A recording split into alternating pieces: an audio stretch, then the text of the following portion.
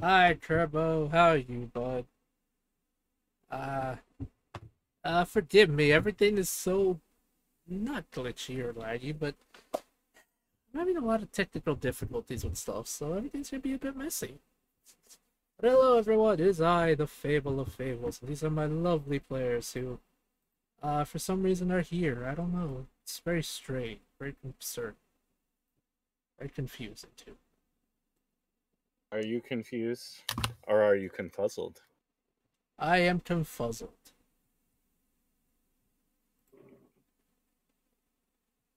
Do you Yeah. know, Fable, that Mm-hmm.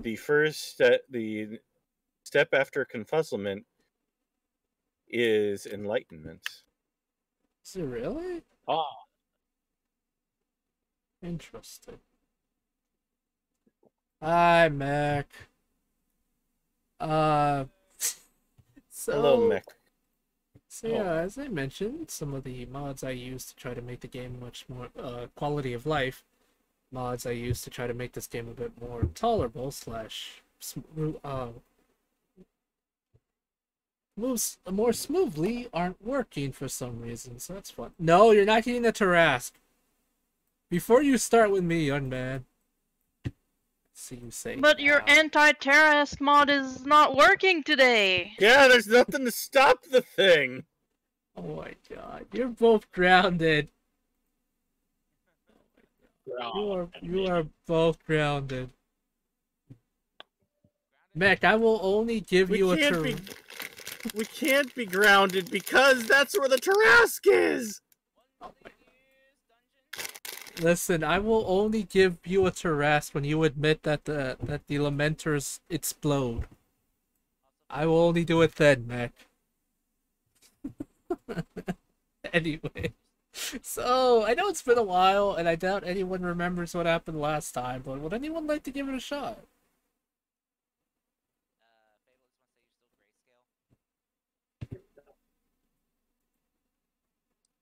I don't think he's. I don't think he's listening. I think he can Uh-oh. hear it. I think he can hear us, but I don't think he wants to. Wait, what? What's going on? Nope, he can't. Well, welcome My to D&D, lag. everybody. My Huh. lagging. Hi, cars. Hello? Can you hear us? Yeah, I can hear you guys just fine. Then okay. Well, I said you're still grayscale, Fable. That's okay. I feel like being gray right now. Oh, you lost all your color? Yes. I'm gray, abu dee, abu die, abu dee, abu die, abu dee, Yeah, abu I may die. fix it even though I kind of like it, but yeah, I'm no No, it's longer fine. playing It's fine. Stars in Time. Crowds. It's Nah. time for another rousing episode of Kicking Gregory's Ball Z. No! No! Damn it, Common! Leave my boy alone. He's just a whale guy. Mac, I swear to God, if you get the Inquisition on me, I will explode the last of the exploders on you. Hi, Do it, Ida. Fable. Hi, Common. How are you both doing today? Give We in can't to get your hatred, your anger. we can't get a Terras. They only listen to French. I mean, we have Anne. Maybe she can speak to it. I don't know. She wants. Does it speak French or Speak to who Canadian in French? A Uh, Trask. yeah. Apparently, according Kidney. to chat. Bonjour, Monsieur Terrask. I said if you I mean, want to, Anne, you didn't have Aimez-vous les to. croissants? Ooh. Les croissants, les croissants. Doing well, my new live. Alright. Well, Oh, that's great. omelette du fromage. No, That's all I got. stop it right Terras. now.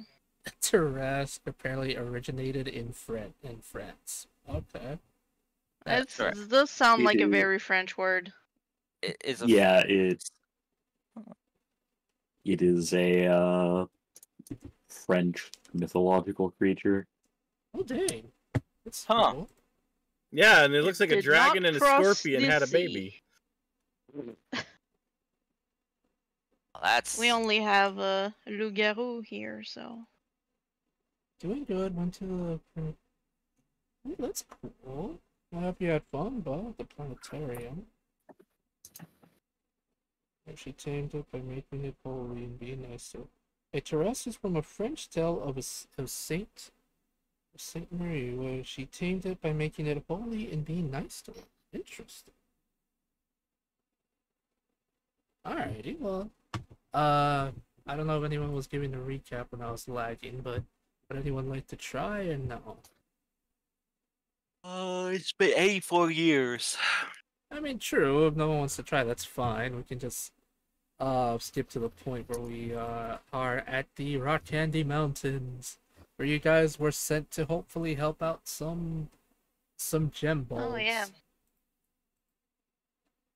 Mm-hmm. Gem bolts? I don't recall these gem bolts, you know. They're just kobolds made. I just basically they're just gem kobolds. I just shortened it because I think it's funny. Gimbalds. I figured. Then the town killed it when it came near the. Yeah, that sounds about right. That's. Collect all the gem bolts now available at your local Kmart. I miss Gem Kmart. bolts. Gotta catch 'em all. Gem bolt mom. Why do I feel like your friend is in the French Quarter of New Orleans? Me? Oh, you're a little bit too far south there. That's very down south. That's very.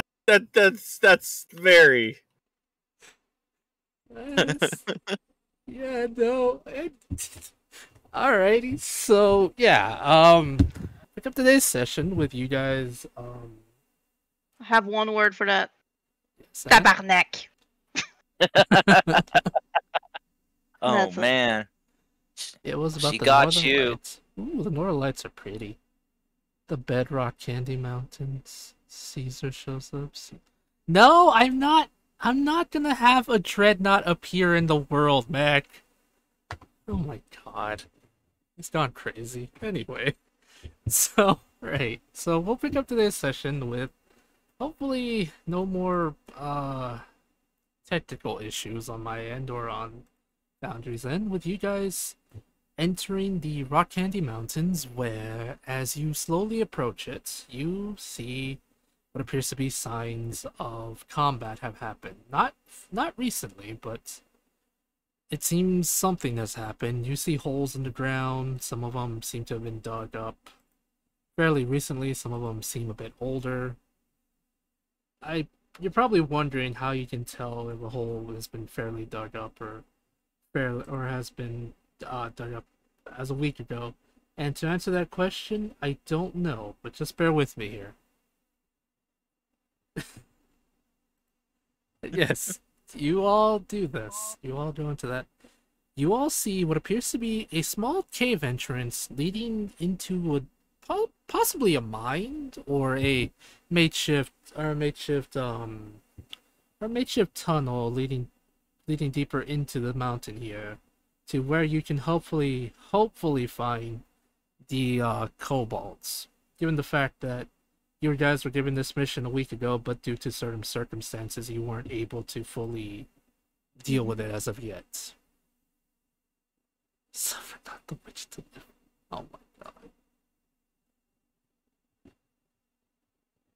So yes, what's the plan, guys? How do you wish to slowly approach the mountain? By approaching the mountain. Stealthily, so the mountain doesn't know that we're coming. Yeah, common. Mech wants to make a warforge and base it off a crazy man. Alright, so if you guys do wish to enter the mountain slowly and stealthily, I would like some stealth checks, please, and thank you. Okay. Also, This would be a great time for someone to reveal that they have echolocation abilities. Passive trace. Actually, I can think of one such skill someone has, but I'm not going to mention it. I'm gonna do pass without a trace. Alrighty. As usual, whenever we do these. At disadvantage? Look at me. I'm gonna give Lumi So- some guidance. So, Well, I mean, you even don't then, need it's to plus- look at me. Oh, That's he an has 28. 18. Oh And my with- god, you And did! without pass without a trace, Lumi has a 28 plus 10, so that's essentially a 28 for the cleric at disadvantage. 24 for Alright. Turtle, 27 for Julia, the second highest of stealth we have so far. Before we do the stealthing thing, I just strum a little bit on my my lute, which is now my spiritual focus, and I want We're to all use 17 now. I want to use one of my bardic inspirations to use one of my new abilities that I cannot show off because of the fact that the game doesn't want me to level the fuck up. I'm so sorry. It's okay. I'm just being a butt. But I took College of Spirits. So I'm gonna use my Tales from Beyond to figure out a tale, and then I can use that in combat whenever we need it. Alrighty. So, And so Turtle is a very lovely yet spooky bard. so I now have Tail of the Brute, which means which means that each creature of I can see within 30 feet must make a strength saving throw. On a fail save, a creature takes thunder damage equal to 3 rolls of my bardic inspiration and is knocked prone. Oh my goodness! Please remind me when that comes into play again. This goodness gracious. Oh Mhm. boy. Yep, that is one of the newer in case anyone's interested, that is one of the newer subclasses we've gotten in D&D. I mean, I already got Hex Blood. I might as well take more from Ravenloft. Yes, it is specifically from Ravenloft. Oh dear. Alrighty. But yeah. Right. As you all slowly approach the mountain, each one of you having very high, 3 of you literally getting 17s. Are you guys working together to try to make the dice give you a 17? Looking at you. No, it's a 27. No, Remember, Pass Without a Trace? I know it's a 27. I I'm looking know it's a for. 27 you plot, but It's just we all 4 of us rolled a 17, yes. and then Lumi rolled an 18. Lumi, take a -1, so it's a 17 as well. Oh my god. I just realized I can make my life so much easier and just recreate this character on critical on Critical roll. D&D Beyond, and then I don't have to keep like going through everything. So I'm just gonna quick do that. Yeah, that means if it makes it easier for you to keep track of stuff, feel free to do so until we can hopefully get Turtle back up to speed with everyone's levels. I'm just kind of glad Javelin hasn't decided to join us, because he's 3 levels below you, and without the ability to level up, I don't think Chris is going to want to remember stuff like this, so it's just, I'll take that as a anyway. As you all slowly approach the mountain, as Ida said, the mountain approaches you, apparently. How does that work? I don't know. But anyway. As you all slowly enter this opening into the mountain, you all see, with your eyes, you all see different signs of combat happen once. The walls have scratches. On the ground lies footprints of different creatures. Some you've seen before. Some you're quite familiar with, the Rodhide Knoll's footprints. Some appear to be of different creatures. Hell, there appears to be new footprints here of a different, more larger and heavier type of creature was here once. Probably still is, you're not quite sure. As you get deeper and deeper into the mines, you see, well, you see horrors beyond your imagination. You see cages where there lies unconscious, at least you hope those are unconscious bodies of kobolds, and other such creatures, other such things, such as these strange, furry-like creatures appear to be knocked out as well. I wish I could give you a proper photo of them, but I don't have it at the moment. Curse you, D&D Beyond. Huh? Time to shoot 'em in the butt. If they respond, then they're okay. Please don't shoot the creature in the cage in the butt. The poor thing has enough problems as is. Yes, you do see multiple cages with different sets of different things in it. Unconscious, or you hope to, hopefully unconscious kobolds, as well as unconscious creatures that you would mostly see in underground terrains like this place here.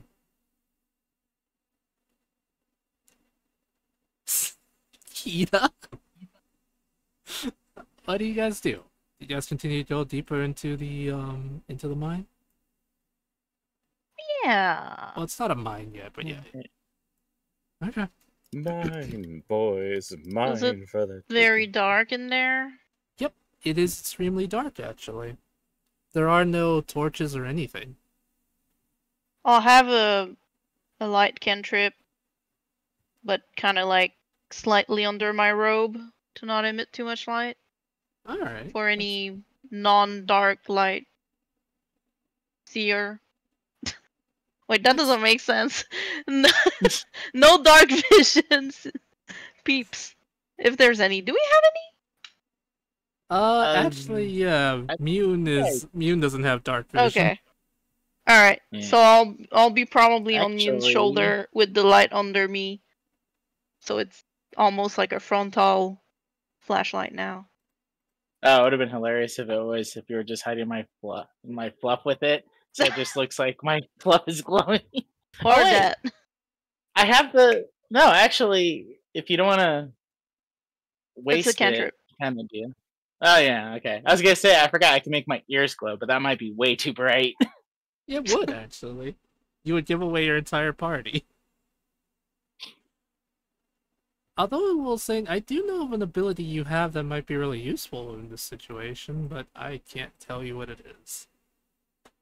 Because that'd be too nice. But anyway, as you guys continue to go deeper into the mines, I keep calling it a mines, but it's not a mine. It's more like a cave. They And- call it a mine.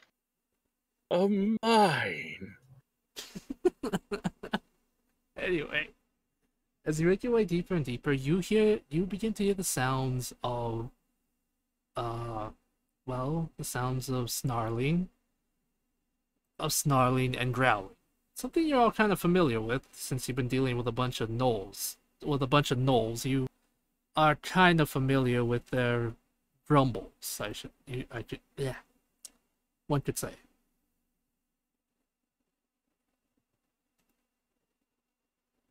Yes. You guys slowly approach them, and as you slowly approach it, you see a sight where there appears to be one gnoll covered in leather armor with a whip on his belt on the side. In front of him, there are these strange creatures that appear to have spikes protruding from their bodies, or it kind of looks like a weird I don't want to say chitin, because chitin is not what these creatures have. These strange spike-like protrusions from their bodies. They look almost unhealthily sick. Mune and Julia, since you two can understand animals, you hear the animals kind of groan in pain, basically begging this creature to stop their pain. It's almost like they're chanting it. Well, not chanting it, but it's almost like they're repeatedly saying, "Please make the pain stop," over and over. I wish I could show you what they look like, but due to the fact that image is apparently a thing, Just describe it to the best of your ability. yes. I mean, to be honest, you Hey, guys are Vol- kind of familiar with this. Yeah? As we're kind of getting in the tunnel, Oh, here it is. Lumi would just cast Dispel just for the day to get Alrighty. her 2 little dices. Ooh.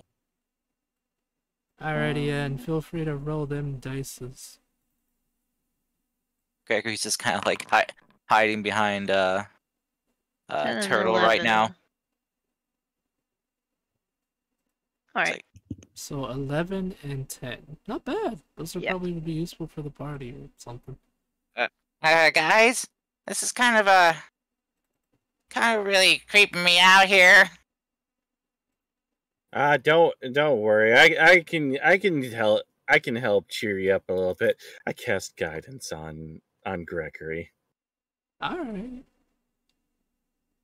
I can't do it because I don't have that ability on this sheet, but I do have that ability now as a spirit Yeah. bard. Yeah, don't Is it- worry, we got it. Is that the 10-minute guidance? No, it's just normal guidance, about 1 minute. Aw, Then dang. you're probably gonna be a big scaredy cat afterwards. So don't get too excited. Yeah, probably. Yeah. Well, this is So, what do you guys think happened here? Besides, like probably a fight.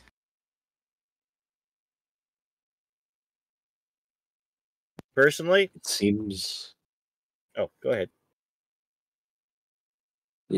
clear the Rothhides have been here.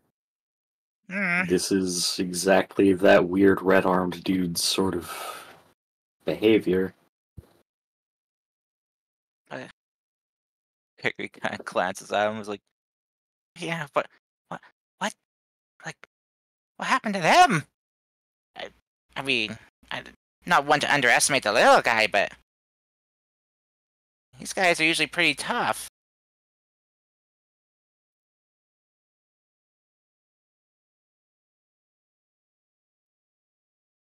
Uh,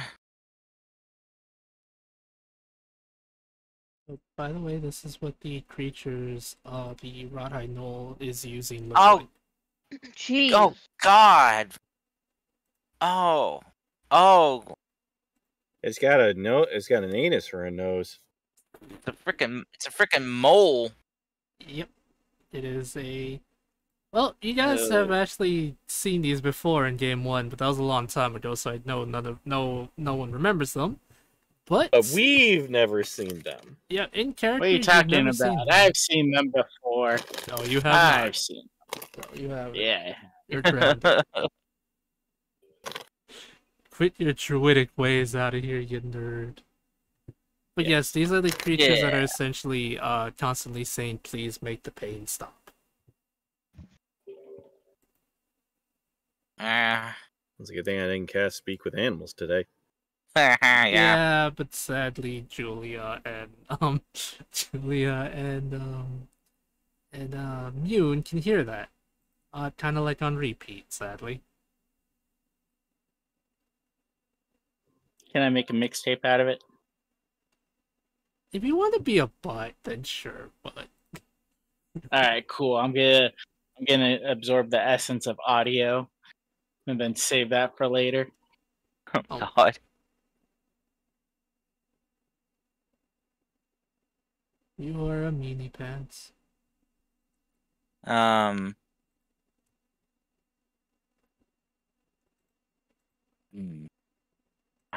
Okay. I think the most observant and stealthiest of us should probably take the lead here. Go, turtle. Go. Yeah, fine, okay. I follow along. I follow in the middle. Do we need stealth again? No, you guys haven't really done anything to break it just yet, so you're still fine. Okay. It's been whispering very loudly. Yes, just the loudest of whispers. But yes, at the moment, what you see is a knoll in front of a couple of these creatures. They are digging, looking for something. While a bunch of different cages have what appears to be some knocked out kobolds and other such underground creatures. Well, now that I've showed you what the specific creature looks like, it looks like the smaller ones that are knocked out with the kobolds appear to kind of look like a less monstrous version of those things. So they're just like really fluffy moles, but they look a lot smaller and not as menacingly or spiky. Guys, what are we gonna do if they wake up? Cream? Oh, okay, panic and run. Okay, you know. Oh, if you Alright. want to. I mean, The it's moles? well, I mean, kind of like gestures to all the bodies on the floor. I mean, they they seem to be breathing still. At least some of them.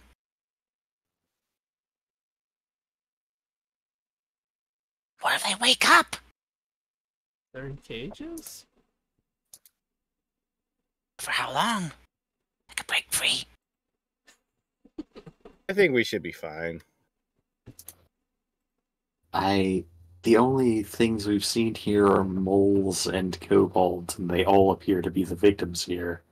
I think if they wake up, we ask them where the people who did this are. Hmm. Can heal a bunch of them. Yeah, I guess. Okay.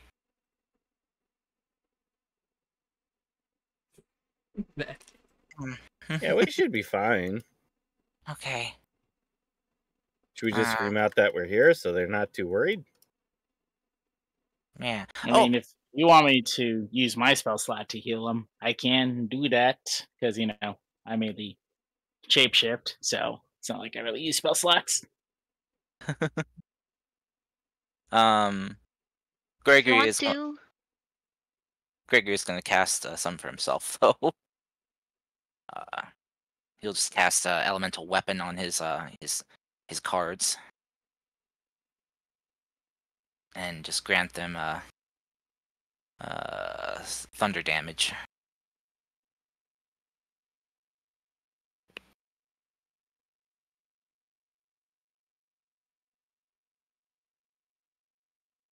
Well, who's doing the first step? I nominate Turtle. Okay, what do you need me to do? Venture forth and see if there's any traps. Alright. It feels like this should... I don't know, I feel like I did this in a previous life. I have no clue why, but... so what do I do for that? Investigation or perception? Since you're actively looking for traps, I'll probably say perception. Okay. 9. With a 9, you don't see any traps. Yeah, everything was good. Okay, yeah, then I'll start moving forward. Alright, so what's the plan? In front of you, in the relatively biggish room, there is a gnoll, yelling at some of these creatures as they continue to dig, looking for something. Can I see if what they're looking, if they found something that they're looking for, that they're digging in the right spot, or if it's more that they're just digging randomly, hoping to find what they're looking for? It looks like they're just digging randomly, hoping to find something. Chances are they're still possibly looking for any more kobolds or any other poor animal in this place. Ooh, I okay. have a question. Yes, go ahead. When's the last time we had a rest? You had a rest like a day ago, actually. Yeah, so we should have all of our stuff back, I think. Okay. So I don't think we were in battle think- beforehand. Was I gone last session? Usually stuff starts to ring a bell after the recap, and What level are you right now? I mean, I'm following 6. No, last session you all had a short rest. Well, you basically all had a some downtime, and then it turned into you guys getting a level up. Are we Right. level 6 or 7 right now? Level 6. 6. Level 6. Most of us! Okay. That's not my fault. Okay. Am I back? I was cutting out there for a bit. Yeah, you're back. You're good. Yeah, but it's also been like a Ah, month since we last played, so Yeah. Okay. I'm going to they look like that they're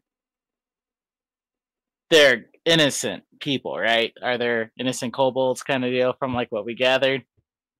You were literally here to find the gem kobolds, and the gem kobolds are in the Okay. cages, yes.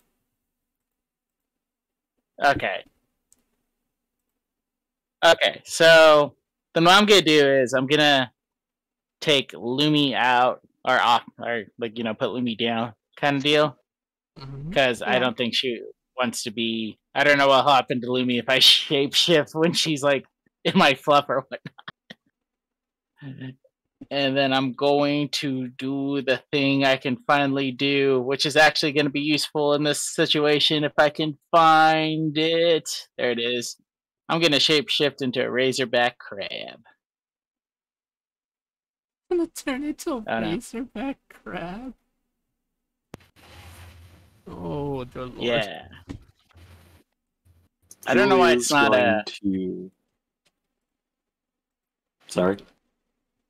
I don't know why it's not opening for me. Like when I click on it, my side. Yeah, nothing's opening for me. For my animals, at least. But if I remember right, Fable razorback crabs have both tremor sense and can dig through, like the ground and whatnot. I think they have tremor sense. Yeah. Nope. Yeah, it's not like opening on my side for some reason. It's gracious almighty. Alright, we'll figure this out as we go. It says you're the owner. It should be opening up just fine, but for some reason it doesn't. I'm gonna restart and see if Oh that yeah, fixes you it. do have But, tremor sense up to 30 feet. yeah, and I also have burrowing speed, so what I want to do is kind of burrow, go into the ground and burrow around, grabbing any creatures that I can sense around me, and then coming back out with them and laying them down and going back and repeating the process. Alright, makes sense.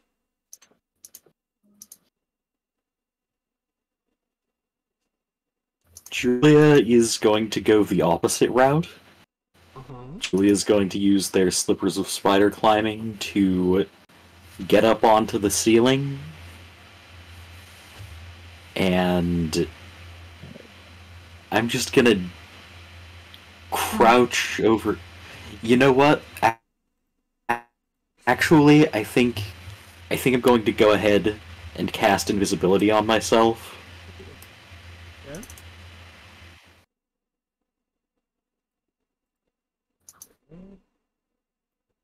Yeah. Prior.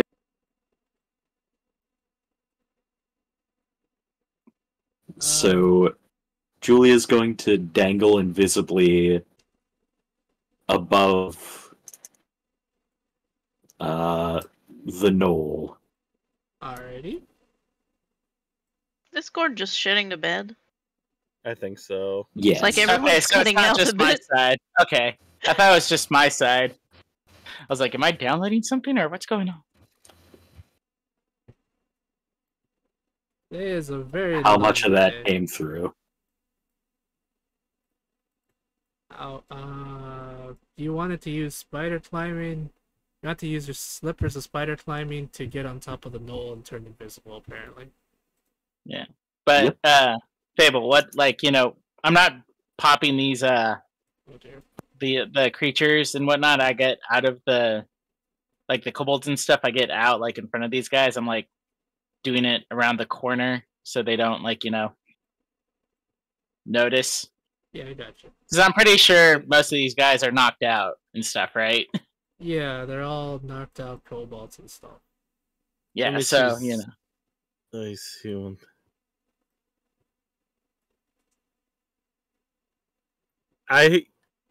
There's one kobold that's in kobold. There's one knoll that's in charge of everything, right? Yes, there is only one knoll here.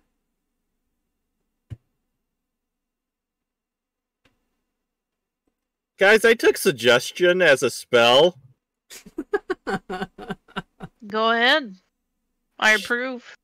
I mean, I'm not there to stop you or anything. I'm literally like in the dirt, swimming around, grabbing these creatures and stuff. And I guess I should also say I'm on the lookout for the anything else kind of deal that I can sense in there and grabbing. But my main focus is the creatures.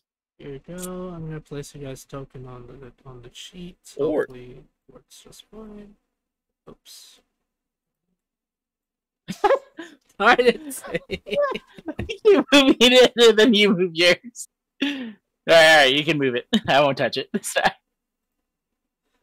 Okay, just Now there I'll you move it go. in. There you go. You guys are on the map, hopefully. Yes. Oh dear. Okay. So what's the plan besides the fact that Lil Sane is slowly using tremor sense to sense any vibrations in the ground while looking for any kind of thing to save?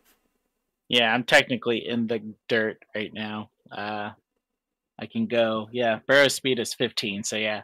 Basically, I'm just slowly moving through the dirt, trying to get the boys.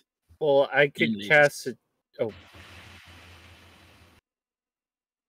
I was just saying I could cast suggestion and maybe convince him just to let all their prisoners go. I mean, But I'm not getting the, because you did say that there were creatures like that are trapped and whatnot, right? yeah, Mhm. yeah.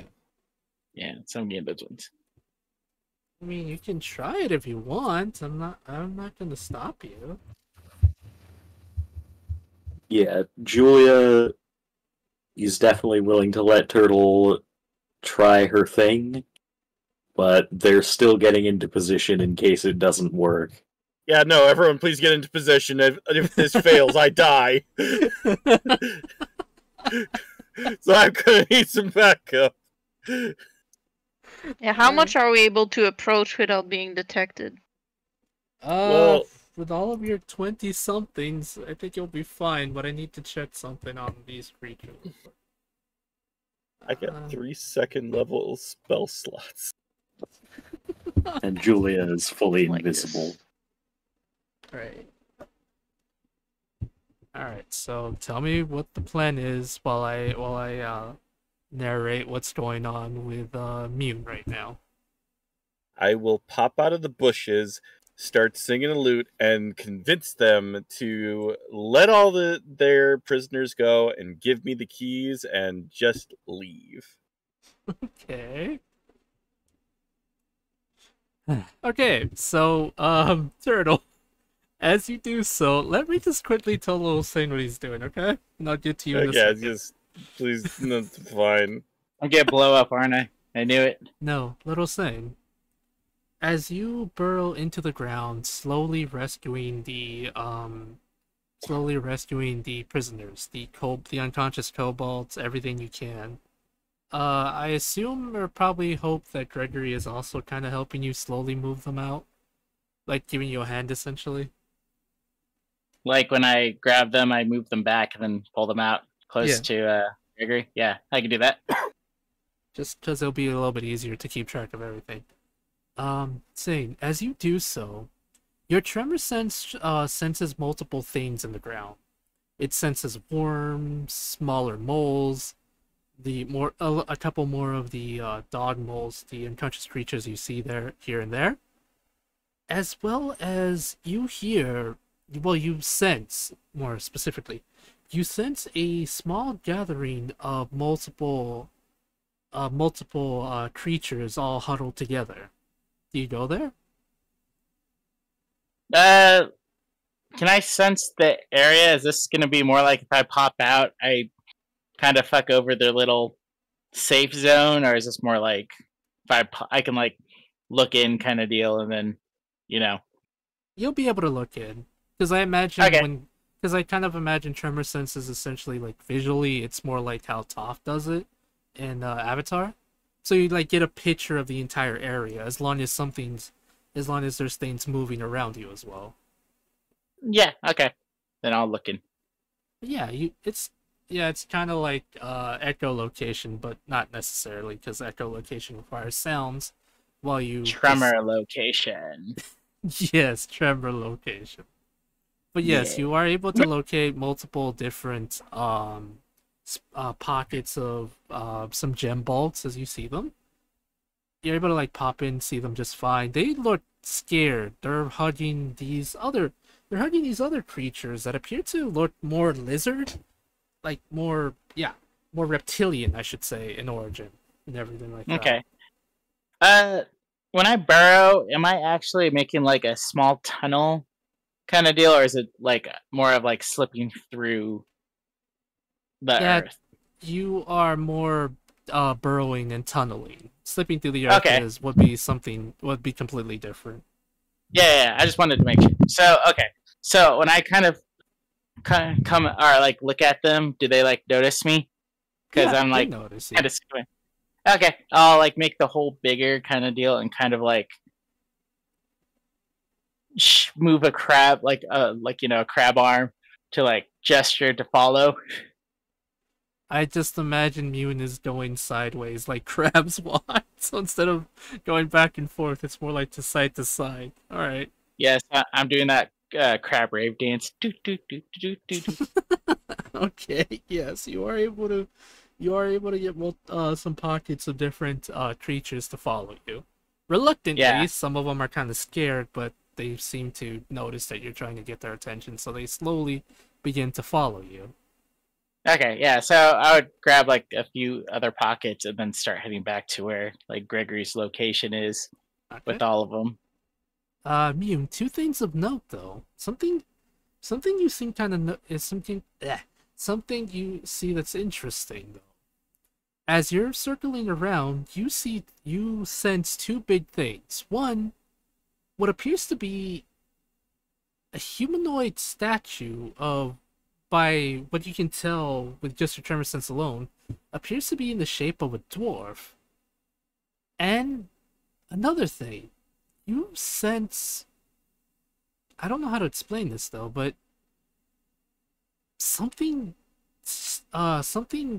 phases through you. Well, not through you, but something swims past you in the earth itself, and as soon as part of it touches you, you feel your instincts kick in telling you something's wrong. Like, not something's wrong, but your instincts are telling you to hurry and get out of here. You're not sure why, because you're not picking it up in your tremor sense, but physically you're able to feel it touch you. Alright, then I'll kind of like move faster, motioning like, quickly kind of deal to the others. Yeah, I gotcha. Alrighty. As you do so, Turtle will pick up with you. Will pick up with you coming out of the bushes. Even though you're in a cave, there shouldn't be any bushes in a cave. But I bring my own bush. okay. Okay. We don't need bushes at McDonald's. We have bushes at home. Okay. I don't understand, but you got it, Turtle. Anyway, I come out from the other side of the cave, just strumming a lute and just singing a little ditty about how you should let everyone go, give us the keys, and just walk away. Okay, Turtle. Oh my god. Alrighty, so, yeah, I was about to say, please show me that suggestion. Alrighty, Turtle, as you cast suggestion on the knoll, playing this beautiful, beautiful song, telling him about how being evil is wrong and how he should give you the key and everything. He looks at you, quickly pulls out his weapon, but as soon as the music hits him, let me roll to see how well this does. He failed miserably. Alright, he hears the beautiful melody of your song and gently tosses you the key. Reluctantly, he passes you the key, but he does so. Mm-hmm. Alright, you did it, Turtle. You suggested he gives you the key. Is he leaving? Yes, actually, as he does so, he slowly begins to walk this way. As he does, should I? No, yeah, no, I'm gonna be mean. I've had this idea for a long time, and I want to do it. Just to give you the heads up, the spell lasts for 8 hours. No, I know. Don't worry. It doesn't have Okay. anything to do with the spell. It's a completely different thing. I almost was about to cast Hunter's Mark, which would have been bad because that would have ended concentration. I get it. No, don't worry. It's not actually anything to do with the spell. Oh boy. So let's see. Julia, Gregory, Turtle, Lumi, you all see this. As the knoll slowly walks right about here. I told him to jog. As the knoll walks right about here, you watch as something begins to phase from the ground. Something begins to phase from just below the knoll, and he's Mhm. Wait, hold on. Like when you say phase, you mean actually just kind of like a ghost phasing through, or like something digging out? I quite literally mean phasing through the floor. Oh ghost. God, no! So imagine how how do I explain this? So imagine the earth below you is like water, and like a fish or something just kind of comes out of the water like that. Kind of like a shark. Can I do the thing like Luffy did in Thriller Bark and just shove him back down? Yes, but just let me explain what happens. Okay.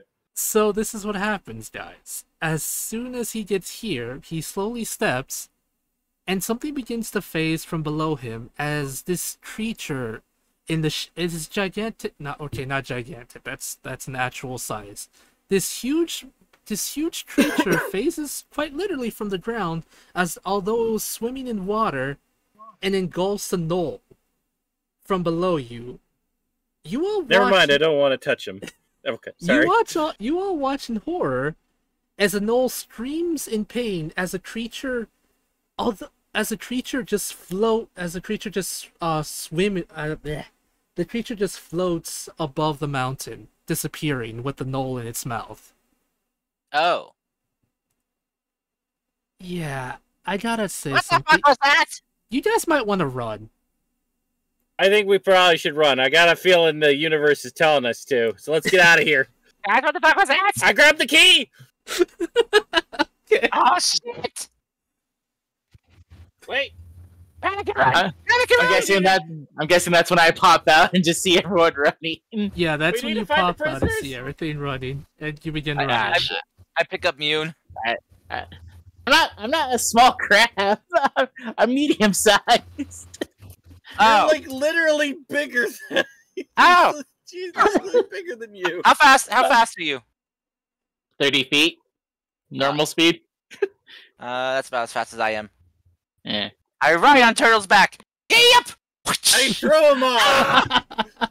I throw him onto the turtle. Onto the turtle. Onto the fucking crab. I'm sure I have a lot of kobolds and lizards on me now, don't I? Yeah, you do. They're running as fast as possible because whatever the hell that was just ate someone like a shark would. When I throw Gregory onto Sane, onto Sane. Sorry, my brain is messing up characters. I'm sorry. Mune. I throw Gregory on Moon and say, "Wrong turtle, right that turtle," because I don't know what a crab is, so I just assume it's a very ugly turtle. Oh my god. Here, let me post in the Discord what you all saw looks like, as well as its strange ability to quite literally phase through rocks.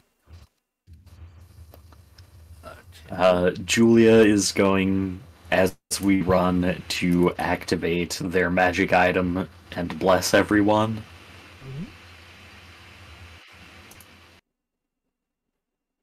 Mhm. The song it plays, I'm going to say, is Stick 'em Up by Masked Intruder. Okay.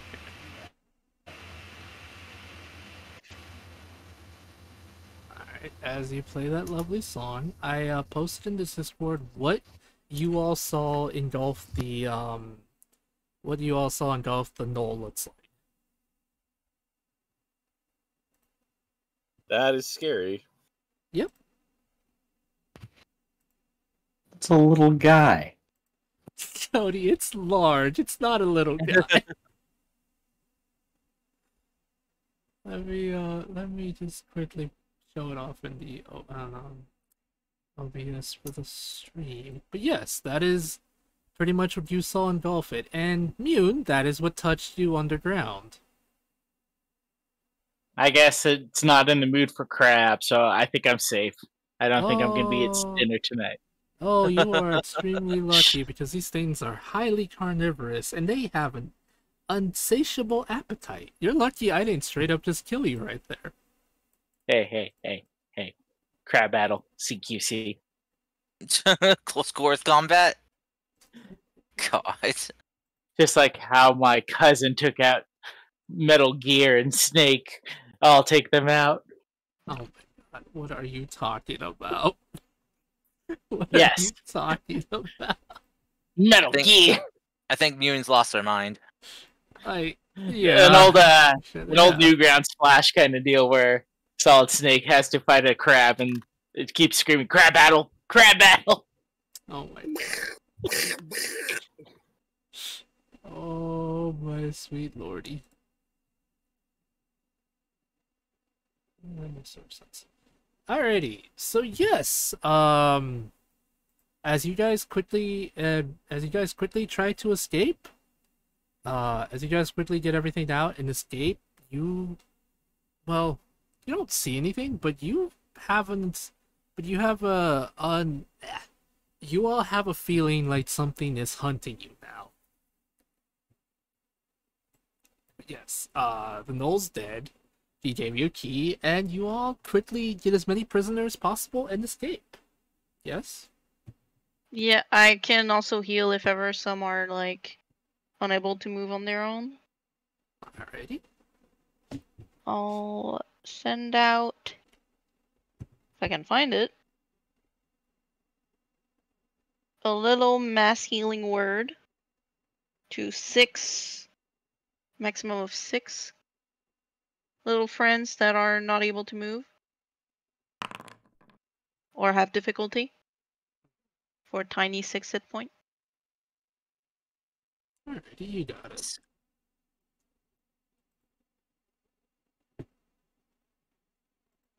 Alrighty, so yes. I could do that too.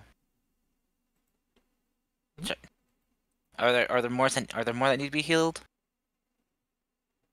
Yeah, I got a bunch out, so I think she was just...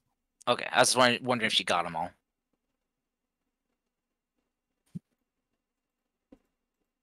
It goes up to 6 creatures. Oh, were there more than 6 creatures? Where are they, Fable? Where there? In total, there was like as many as you were able to save. There was a total of about 25 of them. Like, Oh, that's a lot. like if you combine the wait, no, question, what are you talking about? The giant creature or the kobolds combined with the dog moles? Are they injured? Good folk. The injured good folk, there's only about 10 of them injured. The rest of them were just pretty much tied up and stuff like that. So yeah, you're fine in terms of healing. Okay. Are we in combat, or did we get out and free everybody? Yeah, you got out and freed everybody. I don't Oh. think you want to fight this thing. No, it's Not okay. yet, at least. I don't have all Seems the it just- stats for it. Flew through the ceiling from the ground and gobbled up a guy. We're gonna say that, and then we're gonna catch it, find out it's delicious, and make another restaurant again. Wait, what was this? What was the Slagathor? I don't think it's a Slagathor. It didn't have the vibe of a Slagathor. Oh my god, what is the vibe of a Oh. Slagathor? I feel like the universe would have said, said, "Here you go, turtle. You finally found this Slagathor." I don't think. Okay, fine. The universe will tell you that. Oh my god. I don't understand, but okay. But yes, just but yes, you are able to get all of the lovely folks out in time, as you all still feel like you're being hunted. As soon as you all exit the cavern, the feeling of being hunted leaves. Whatever that thing was, or is, well, whatever that thing was or is, let's hope you guys don't fight it anytime soon. Mortal Kombat. No, you're not Mortal Kombating it. But I wanted to finish him. It's gonna finish you. Finish him. Oh my god, we'll fight it later, you bike. We I got want to more rename my character Johnny Cage. Well, now that I've seen the creature, can I? No, you. You know, can't say obviously, that I'm gonna word. ask. All right, I figured as much. But can I make a? I was gonna say nature roll, but yeah, I'm gonna say, can I make a nature roll to kind of, because Mune themselves doesn't know that this creature is like a normal thing or it's a fucked up thing. Alrighty. I would like a nature check. However, the DC is going to be really, really high. All right, 18. Alrighty. Does anyone want to give Mune guidance just in case? I'll pass guidance. Alrighty. Mune, roll that guidance, please. 19. Alrighty. Actually, I feel bad taking that away from Karst. Actually, No, it's fine. Well, I mean, isn't guidance a cantrip? So can't you keep switching it? Hey, you're fine. Yeah, it's a cantrip. Alrighty. Not turtle, sorry. Mune, you ever so lovely potato, you. What you saw as you try to understand from your memories and all your knowledge of nature itself, you know that this creature had the appearance of a manta ray, a creature that can mostly be found in the ocean, in the water itself. You also understand that certain creatures, specifically elementals, can quite literally swim through the earth. Because what that creature was doing was not what you were doing. While you were burrowing and quite literally digging the earth around you, the creature seemed to be able to swim through the earth itself like it was water. You're not 100% sure what it was, but you're sure whatever this thing is, it may be somehow tied to the plane of Earth or the plane of Gaia, but your mom has never told you any stories of never told you of any stories of a giant manta-like creature that can swim through the earth. Or maybe she would. Maybe if she did, it would be more of a scary story or something. But for sure, you've never seen or heard anything that can do that.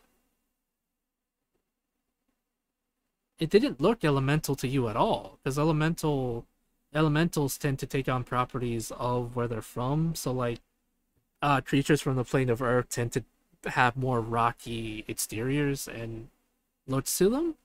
This creature did look like it was made out of rock, but not really. Its flesh looked more fleshish. Like, that doesn't make sense. Its flesh looked more squishy. Yeah. So basically, I feel like it could come from the plane of Gaia's plane, but at the same time, I haven't heard anything about it, so I'm kind of sus about it. Yeah, essentially, you're kind of sus about it. Okay.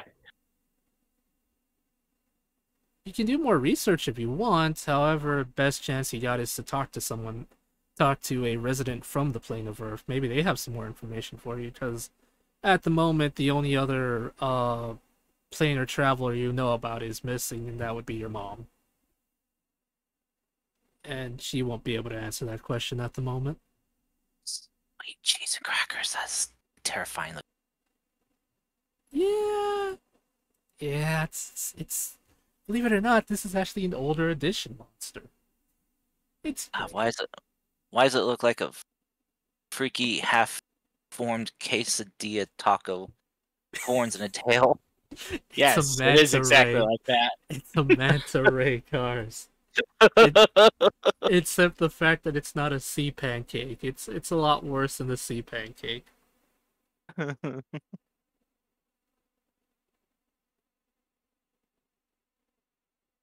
But yeah. My goodness. But yeah, just to sum it up, you have a feeling that it is from the plane of Gaia. However, like you said, you're very suspicious about it and why it's here.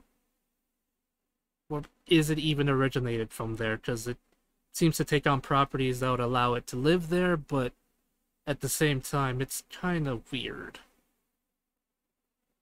Because from what your mom told you, a lot of creatures that live in the plane of Earth tend to eat rocks and gems.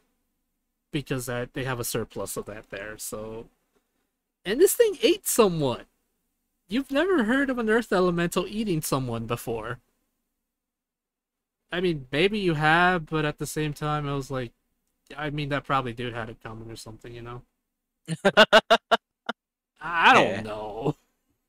But yeah, elementals don't eat. They literally have no need for that. So whatever the hell this thing is, it's not good, man.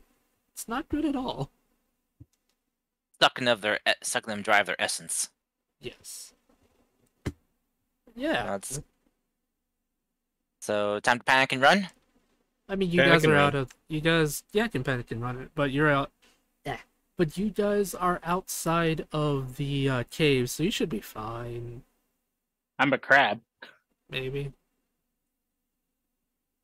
Beep beep, I'm a sheep. Since we escaped and technically won this, I'm gonna do my rave crab party dance. Oh my god. Do, do, do, do, do, do, do.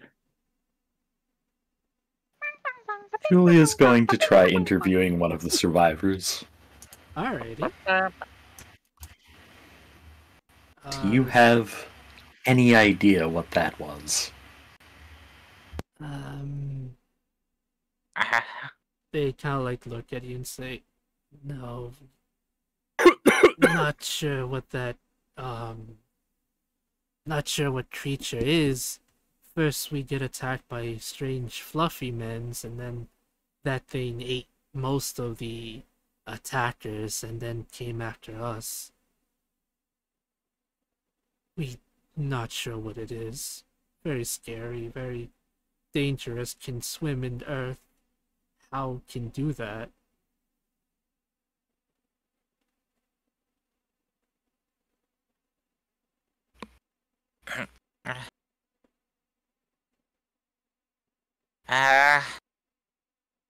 Well, whatever it is,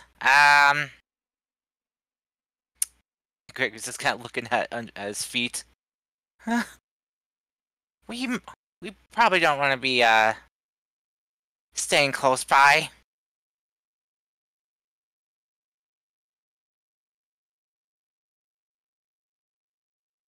Now we can probably just get out of here. I mean, we saved everybody. Man, we were really quick at that, weren't we? Yeah, good job with getting that key. Before the guy got eaten. I mean, yeah, well, thank you. It's a little something I learned how to do. Good job. And we saved. This is making me reconsider living underground. I just look at them in my crab form. Clip, clip, clip, clip, clip. Why are you clipping? How big are you? Medium size. Oh. Clip, clip. That's a big crab to put on your head. I don't know if Lumi could do that. Really? It's still fairly big. Really, Yeah. Moon? Huh, I didn't know you felt that way. Clip, clip. Rolls eyes. Clip, clip, clip.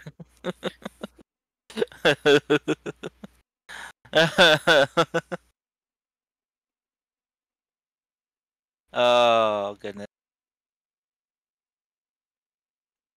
Well,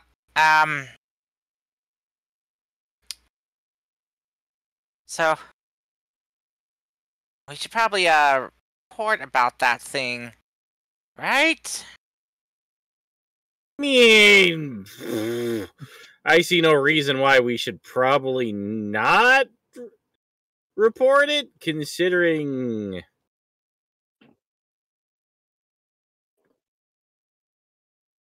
Like, yeah, I think we should definitely report it. Okay, good. I'm gonna. I guess not really much I could do. We do have a direct line to a guy I'm pretty sure is a god. Like, he's never said he's a god, but I think that's just because they're trying to entrap us. Do you think if we went to him and said, like, "Are you a god?" and he'd have to tell us, kind of like how if they're a cop, they have to tell you. Exactly like that, yes. Yeah. Clip, clip, clip, clip, clip, clip, clip, clip. I can't. Hopefully, any community that dwells in like undergrounds like this should be aware. That's the most important.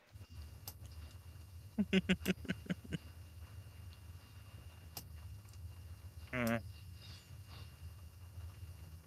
wonder if I could maybe divinate something about it, maybe? Maybe find its Can location. definitely try. Let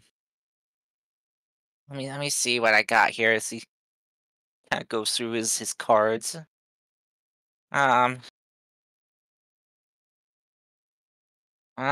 that's for locating an object. No. No, that's for placing. No, that's for something else. Okay. Ah, I got nothing. I mean, I don't really have much that could help us out in this either, I think, to be honest with you. Clip, clip, clip, clip, clip, clip.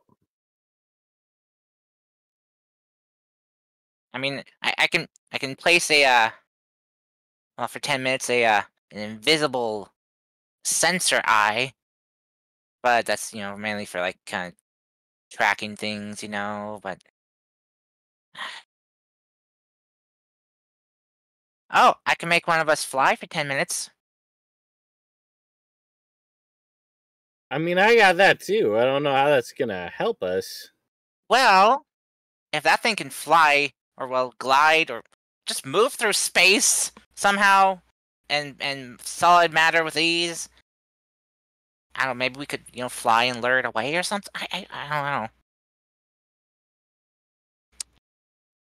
I don't know. I don't know if it has eyes because I can't really hypnotize it.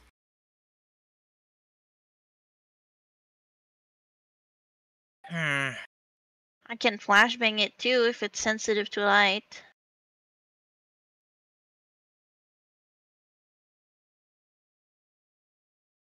But I know it was pretty big. I don't know. Maybe we should learn about it first. Yeah, probably. To the library! Yeah. To the library! Have we even talked to the the... local communities that may know about this and the people we saved? I mean, are we able to communicate with the gem kobolds at all, or? Yeah. Cody asked them. They actually have no idea what the hell it is. But I mean, like, can we ask them about what was happening beforehand and stuff like that? Sure, if you want.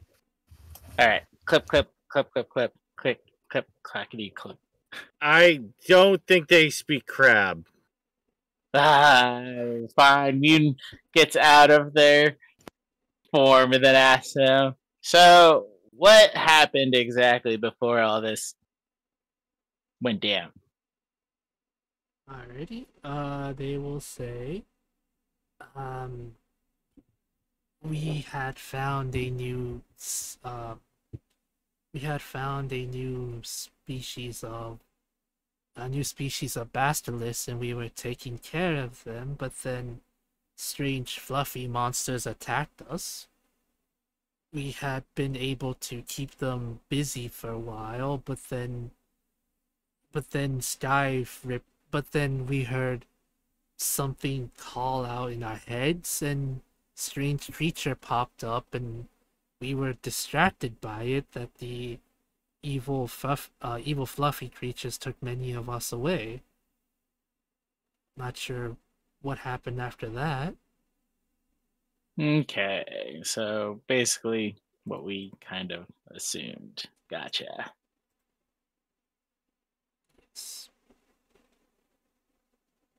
Sadly, we were attacked on two sides, could only do so much. Pat, pat, pat, pat, pat. Yep. Nah, that's all I wanted to know. So, Alrighty. Do you think that maybe like when the sky opened thing that happened, you think it like opened doorway into different universe and brought shit in? I mean that's completely actually very very plausible actually considering how you and Mune got here. I'm pretty sure a giant eye didn't throw us out here, though. At least, not that I remember. Well, no, I mean, but you guys are not from around here, right? No. So it is very plausible that So that thing is technically- either. I was from here before. Da-da. My ancestors were from here. Oh yeah. So, but still, like, you've moved between worlds, so it might be possible that thing is from somewhere else. But I don't know what kind of world or realm that thing could be from. I mean, it's like it flies but moves through rock, solid rock, like it's water. Maybe like, some type of earth elemental, maybe, or some type of air elemental. It's so I don't know. What if it's the moon?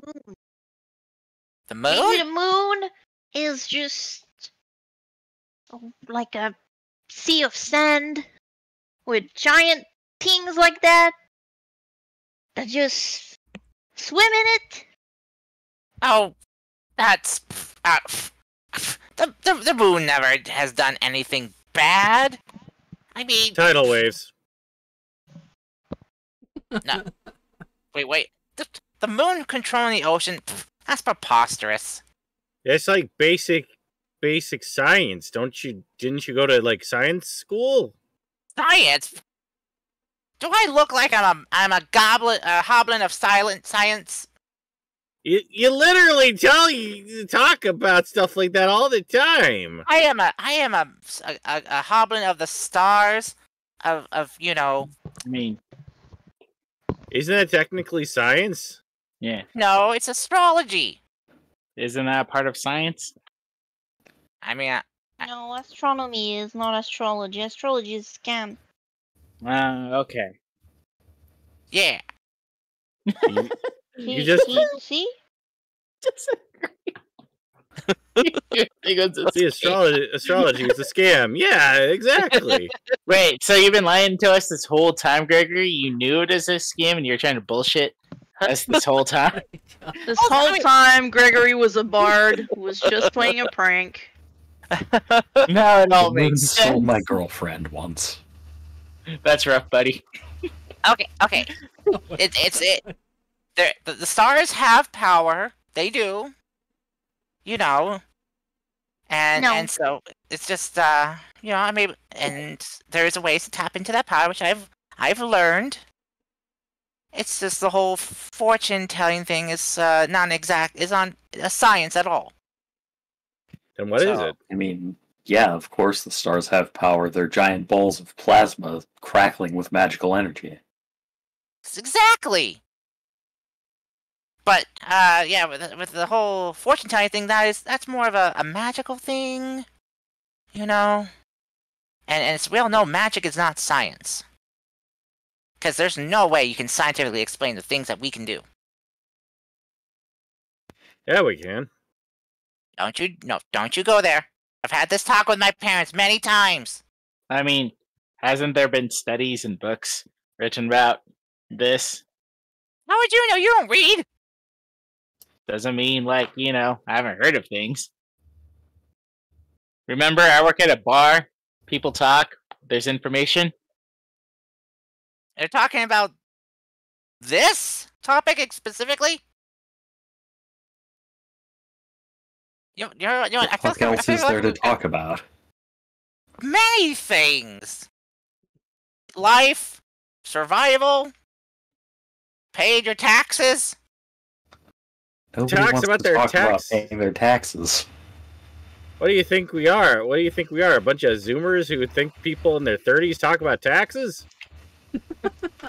Well, maybe just how they're going to cover their taxes, you know? Quite frankly, I think some of the people in this land are not making enough. I mean, I am a restaurant worker. I've never made enough money in my life to have to do anything except fill out the one form. And I'm a fortune teller who's paying off a very hefty student loan debt. Oh god, I own a business now! That just hit you. Oh, the tax forms. Oh, fuck me up, down, and left. I'm going to have to withhold taxes from my employees. Oh, goodness pat. gracious. There, Julia. Finally, We don't you're pay on our the path taxes. down to be my demon lord minion with Don't- taking taxes. Don't worry, Julia. I'll help you. I'll help you avoid all that. Don't worry. With my fortune telling. I'll tell you what kind of hoops and hurdles you can avoid. Oh my! I was gonna say, don't you worry, Julia. I'll help you commit tax fraud. No, that's what Turnip Boy's for. He's the one that avoids. God damn it, Fable, get out of my head. You're about to say that, I assume. I was going to say thank you, Turnip Boy, to Gregory. Listen, I only know about it because two of my friends have played that game, and it's in my head because of those two. I bought Minx a plushie of it. Oh, Gregory just pulls out 3 cards from his fortune telling deck. He's like, starts flipping them. It's like, okay, good start. Ooh, rough in the middle. A little bit better, but not really good in the end. oh goodness gracious! Julia, you might want to do some background checks on some of your employees. Oh brother! Karst. Gregory. Yes, we're talking in character right now. It's the restaurant industry. If I turned away every felon, I'd have no employees. Well, from this here, it looks like one of the cards I kind of drew here in the middle looks like it's a card symbolizing betrayal, or at least like some kind of like darkness that comes along from an outside source. So, just Are you be sure careful. that doesn't symbolize the customers? Or the mob. Huh. Hold on, let me see. Let me check. Oh my lord! Okay, well, not customers, no. Ooh. Okay, definitely something going on though. Something that is definitely looming over you. Something big. But as for what, I can't really get a clear picture on it. Something's clouding it. I am a goblin.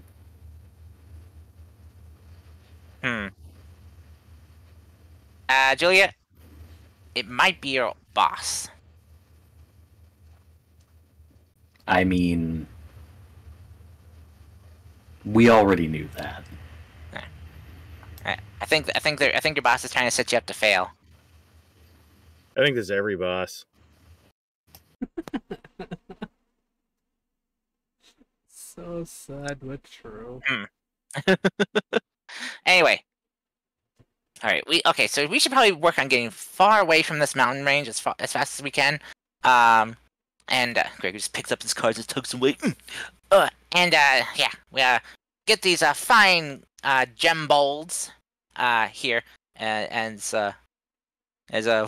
Greg's just gonna also just kind of start examining these gem bowls to see how much of like body mass is gem.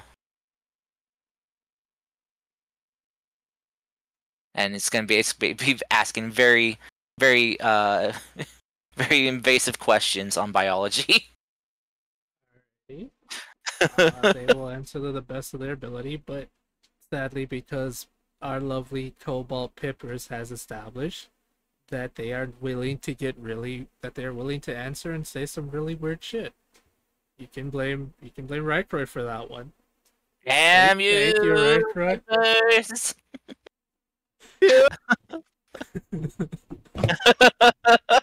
How could you? What'd I do? You have established that kobolds say some of the weirdest stuff, and if left alone, they talk about their weird orgy pits that they have. That's on you, bud. I'm blaming you. Oh well, you're welcome. I don't want to be welcome with that one, you bud. Anyway, so right. Now that the kobolds are safe and sound, how or where do you guys want to take them? Because technically the job was to help them with their Rothhide, no problem. However, by the sounds of it, things have gotten a lot worse for them here. They can't stay here because if they do, chances are that whatever the hell that thing is might actually eat the rest of them, and that's not something anybody wants, I hope. We have a safe home. Yeah. At this point, isn't it just basically going to turn into a town? Or I mean, it kind of is a town. It's just trying to establish itself at this point. bam, we did it. We've won the game again. We made a new town with our second characters. We did it. I mean, yeah, that's the goal.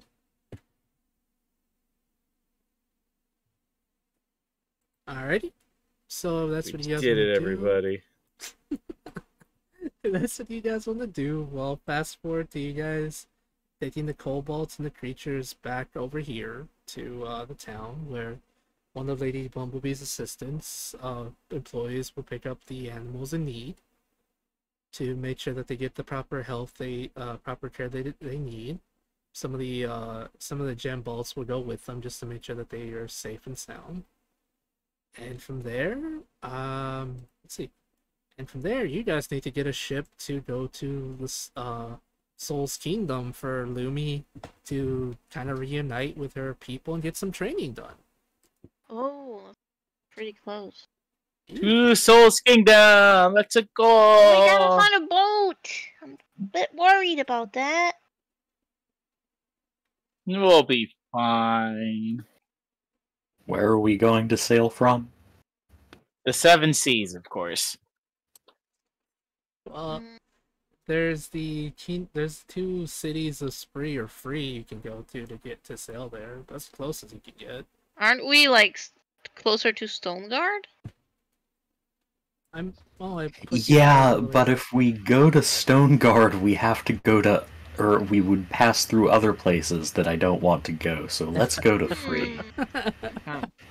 I mean that's kind of fair. I mean, you know, Julia has their reasons, so it may be a bit of a detour and a bit more of an inconvenience, but we should respect it. All right. One day. I see what you're doing, you sly bastard. I mean, it's not like we got a bunch of like injured gem balls here, you know. So I'm sure Luby and I have enough energy, you know, some high level healing spells. We could patch them up. Hey, I can heal too. Oh yeah, that's right. Yeah. when you want to in a day, you know. Hey. Usually I'm in the front lines, okay? I'm like the emergency heals when you go down with your baby boobah body kind of deal. I can bring you back up. Baby boobah, bye. Wait, how dare Wait, you? move my body. Yeah, the baby boobah. Only weird baby move my body. Okay, so the plan is to quickly just drop off everyone at your town, which is Terrytown. Until we can think of another name, but right now it's just Terrytown and it's full of Terrys. All the Terrys. Harry's, And yeah, Tyler's. from there, where is it that you wish, like, what boat do you want to take? Because I know that Julia doesn't want to go to Stoneguard for obvious reasons. I will say, out of character, Julia doesn't want to go to Stoneguard. Yeah. I want my creation to suffer. Well, I mean, if we're back So, at Terrytown, it doesn't really make sense to go all the way up there, so... Yeah, true. Or does it? And also, this is Lumi's thing, so yeah. Yeah. Yeah. Well, I mean, It's not like Stoneguard's we going can take anywhere. some time to go there. Oh no, Stoneguard went somewhere. Oh, It became mobile? Oh, no! It's like one of those castles from that one movie that nobody watched but me. What movie? House Howl's It was like Moving Mortal Castle? Enemies. Or I love something. how movie Mortal Engines. Mortal Oh, Enemies. yeah, that one. Yeah! Isn't I that watched the- that. Isn't that the one where towns consume each other and take their resources or something like that? Yes. Yeah. Yeah, I think so. Because I don't. I've read it, kind of I- deal, but I don't remember. I didn't see the movie. Great Britain became like a super big, giant mobile city. Like, I've never seen it. I just know that there's like a thing where a lot of cities or continents or whatever kind of had moving cities, and then they like kind of absorbed smaller ones, and the higher ups saw that as entertainment, and it's just like, this is very dystopian. I don't like it. It's on Netflix now, I think. That's all I know, honestly, is that they absorb smaller cities. Like, the bigger ones are like giant predators, and then they absorb them because either Well, supplies. well, or yeah, they because they, of they farm. they Yeah. capture them and break them down to feed their city because they need, fuel Uh, to keep their city running. Yeah, that made sense. So, Alrighty. and then Well, and because it's like a post-apocalyptic world, in a way. So yeah, that makes too much sense. even Alrighty. had android men, soldiers. So Alrighty, so alright, so next stop is the Soul's Kingdom. I promise you there are no moving cities trying to absorb each other. There's probably just giant tortoises and cities built on those giant tortoises. With permission, of course. Riding on 4 elephants. Yes, with the 4 elephants. I did not know. Wait, no, the Kyle. turtles are the elephants are riding on the turtle. I'm sorry. I'm not sure if this is a Stephen King reference or whatever reference this is, but yes. No, it's Discworld reference. Yep. I thought Cody would appreciate. Thank you. I really need to look into freaking Discworld at this point. I swear to God. Because everyone I know makes references to it. Even Mac made a bunch of references to it. I think you'd enjoy it. With the fact that Death, the way Death has been described to me, I'm pretty sure I would. Because he seems like a chill dude. He just really wants to understand the concept of human life. Also, Yeah. he likes kitties. And he loves his grandchild. Also, apparently, from what I understand, when something else, like when I think one of the 4 horsemen took on the role of Death, he fought them because he was like he was being the exact opposite of what he should have been or something like that. I Mhm. don't know. I don't remember exactly. All I know is that apparently Def got mad at a dude because he was handling his job bad, and then he literally threw hands with him or something. Discworld is weird. Yes, That's all I that know. happens in Reaper Man. Don't understand Discworld. All I know is it's really interesting and it's the concepts are amazing. That's it. Oh dear. Okay. But yes. You guys will make your way to, I suppose, either Spree or Free then. To get a boat. Can To we get a make our boat. way to Scree instead? Between Free and Spree. Yes, you can, and you can make your It's a way very to that. tiny village. Yes, it's a very, very tiny village. Oh my goodness gracious. We can go to whichever, it's fine. Alrighty. Whichever one really. They're both essentially port towns. Well, Free is a port town, while Spree is more of a small farming village. The only thing about Free though, it's very open. It kind of follows the goddess of I think what was the goddess they created this? It's either goddess of I think it was supposed to be the goddess of love that I base it off of. I don't remember. I gotta check my notes real quick. Give me a quick second, everyone. Let's see.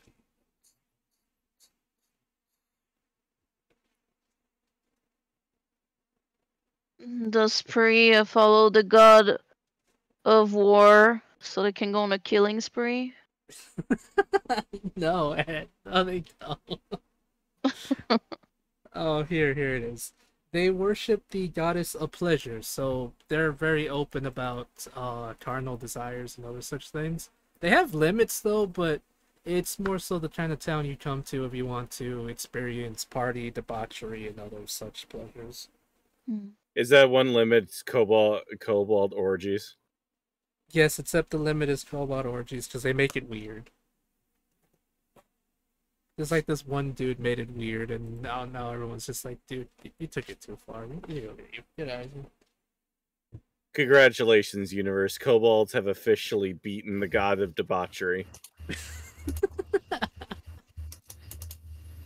Oh, yes, essentially the goddess I of. propose that a second limit be put in place. Alright, what is the second limit? No foot stuff. All the foot stuff. All the Oh my god. Welcome to the kingdom of OnlyFans. Oh my god. No, so basically, the goddess of pleasure believes in indulging, not in debauchery essentially, but basically indulging in pleasures such as drinking a lot of wine, things like that. Just enjoy the pleasures of life. Some people tend to take it far, but because she is literally once an angel, she ended up taking it too far herself, because as I kind of stated, the angels were originally nothing more than soldiers for the gods, and those that broke free are allowed to accept the life they choose. This one specifically chose to worship the pleasures of life. She takes it too far, but then the other gods are like, you need to calm down right now, young lady. me It's a come your thing. baby booba. Yeah, you need to calm down, you little baby boobop. And then she says she's not a baby boobop, but a Mega Man. Anyway. Mega Man. But anyway, yep, you guys charter a ship quite easily, making your way to the Soul's Kingdom. It takes you about a day by ship to get there. As soon as you do, you come across, well, a beautiful desert-like kingdom with nothing but sand dunes, everything. Awaiting you on a very, very small port town that doesn't really have a name is, well, awaiting you there is a very interesting individual. A very tall lion-like man awaits you there. As soon as he sees you, he slowly approaches you guys. What do you guys do? Slowly wa- Hello? I'm coming to meet my people and, kind of like the Grand Priest. Kind of like just looks at you and nods. And then he doesn't really, without really saying anything, he motions for you all to follow him. Alright, I guess, it's probably fun, right? Man, it feels like we're back home. Well, my home, not yours. Oh, the sand feels great, the warm sun. Are my little feet paw pads are burning? No, Yes, I probably they- would have put on shoes.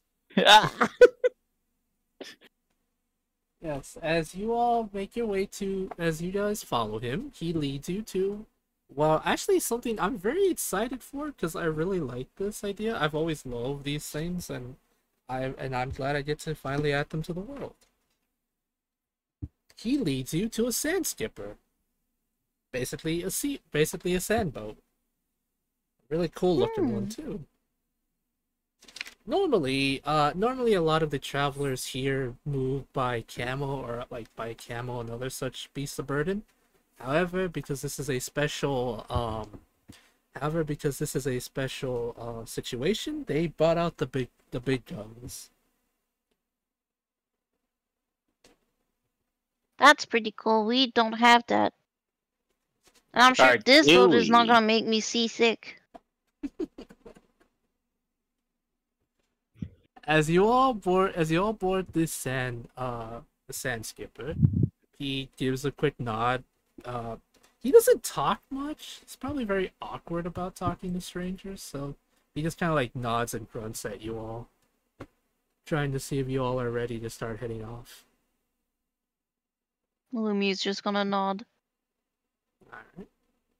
Oh, before fully continuing, he actually hands each one of you, besides Lumi, some robes and such things like that. Since Lumi's kind of the only one dressed for desert climates, he'll hand each one of you a robe to keep yourselves from essentially burning up in the desert sun. I ask for some bandage to wrap my ears, like to cover them, because I'm pretty sure that the whole hood can't, or the whole top part can't cover up my ears all the way. Yes, he'll hand you some bandages. Hi, Mai, how are you? But yes, he'll hand you whatever items you need, because when you're in like desert climates like this, you have to essentially cover your whole body since you have more sun. And one of the things that actually is the most dangerous in desert areas is the loss of you will sweat a lot, so you'll lose a lot more moisture that way. I mean, to be fair, if I wanted to, I can turn into a razorback crab, dig under the sand up to the part where it's nice and cool, and just follow along from under there. Oh my god. Be nice and cool. You're gonna follow a sand skipper? No. But I could. You can't go that fast, you boy. Oh my goodness gracious almighty.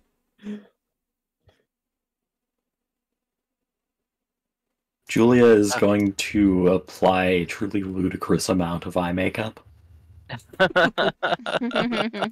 Okay. Karst, just to fill you in real quick, you are currently you are in the small port town in the Kingdom of Seoul, which is a giant desert area. You are being given a lot of you're given some robes and outfits that'll basically help you keep your body safe from the sun's harmful rays right now. Mune was tying up their ears with bandages as well.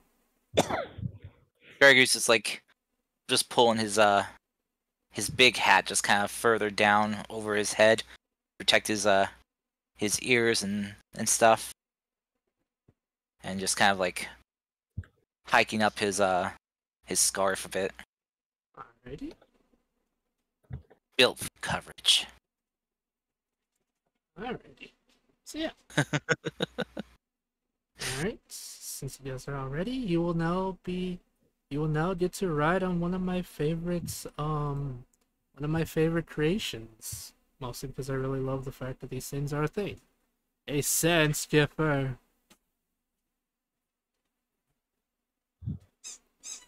And the dog's playing with his toy. Squeaky. Is Is that that what the they sand sound like? skipper? Yes, that is what the sand skipper sounds like, a squeaky toy.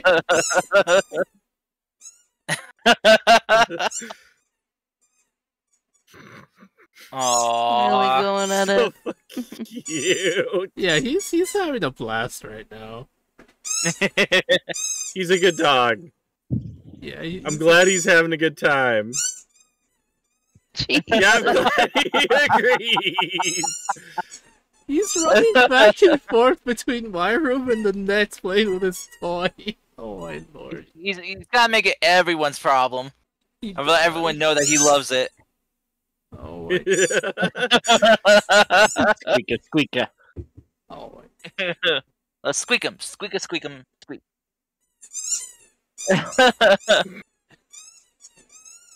I guess I'm not gonna be able to talk right now. Oh man. Oh my gosh. He is going to town on that, yes. I'm you so doing? happy for this dog. I'm so happy that this dog is having the best freaking day of his life. Mister, are you gonna let me speak? No, okay, no. He just squeaked Like, out. Doggo like, Man is just Stick you in your providing the words. toy. I'm here to squeak him. Yeah, he's just wagging his tail playing with it, and now he's biting his butt. That's lovely. As And- yes, he is within his constitutional rights.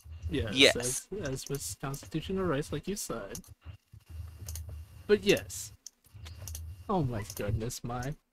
Okay, he just left the toy to run, apparently. Never mind, he's back with the toy. Okay, well, I have the chance. Really? Really, mister? Really?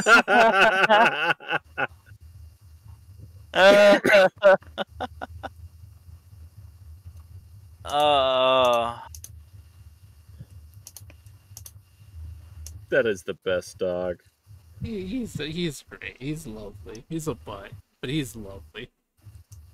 Alright, well, I have the opportunity. I'm literally looking at him as I talk to try to... Squeak, squeak, squeak. Oh my god. Okay, he's gone. He's gonna come back in a couple minutes, I feel like. Or maybe like a minute. Yep, see? I knew it! Oh my god.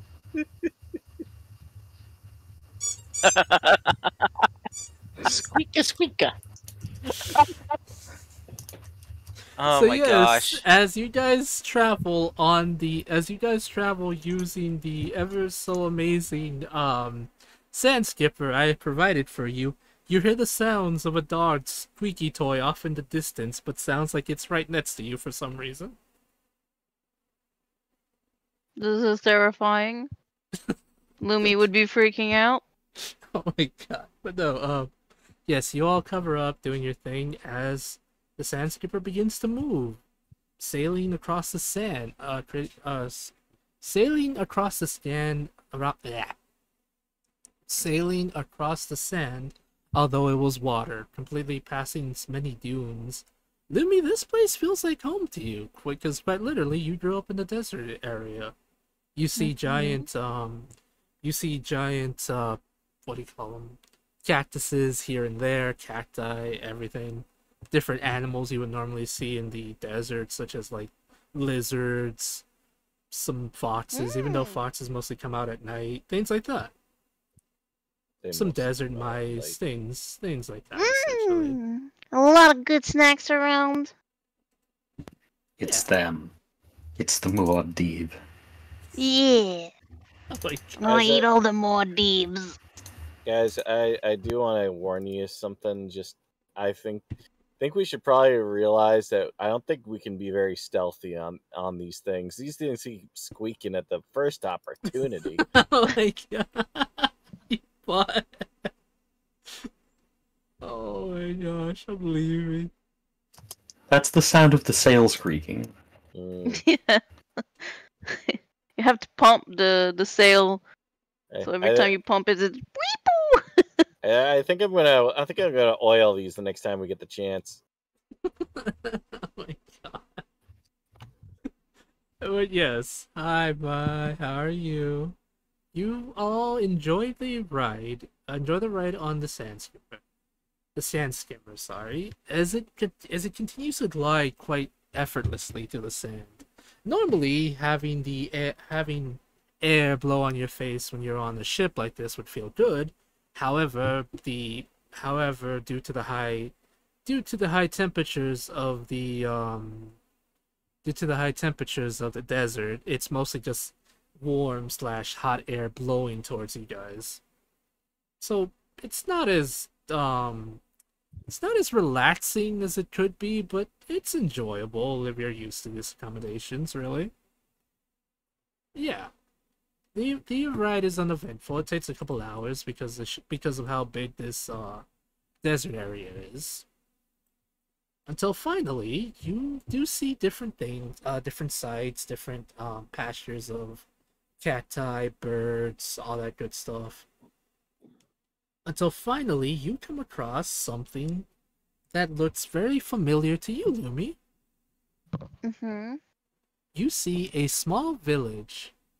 You see a smallish village, kind of like it's essentially a village, filled with tents, filled with different tents, kind of like the ones you saw when you met Dune that one time. Yep. Around the tents, there does appear to be a small forest of cacti that appear to have small turtles. Yeah, small turtles and stuff like that. A tortoise eating the not the branches, but eating whatever they can of eating whatever they can of the cactuses, just living in harmony with each other. As soon as the sand skimmer stops, you are greeted by, well, a small army of tiny Loomies, really. They don't look exactly like Lumi, but they're essentially the same size as her, so there's a bunch of small tabaxis all looking at you right now, trying to see what kind of interesting guest they have, or whatever their giant friend has been able to bring with him this time. Lumi will just Ju- kind of do a hello nod type of thing to everyone. Julia points at one of the tortoises and says, "There's good eating on one of those."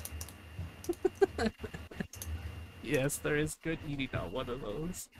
Good eating. That's also a Discworld reference.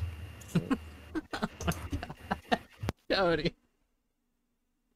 You and your Discworld references. But yes, you are greeted. After a little bit of like staring, like cats generally just stare at you when they're just looking around and stuff.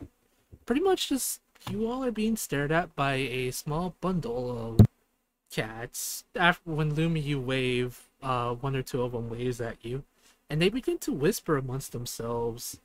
You hear them actually say something along the lines of, oh, "It's one of the lost ones. She's here. What do we do?" Things like that. They're kind of like just whispering, chatting amongst themselves. Until a very older looking cat man slowly approaches you wearing a cane. Lumi, you would know this individual as Sun Chaser, the elder of the village.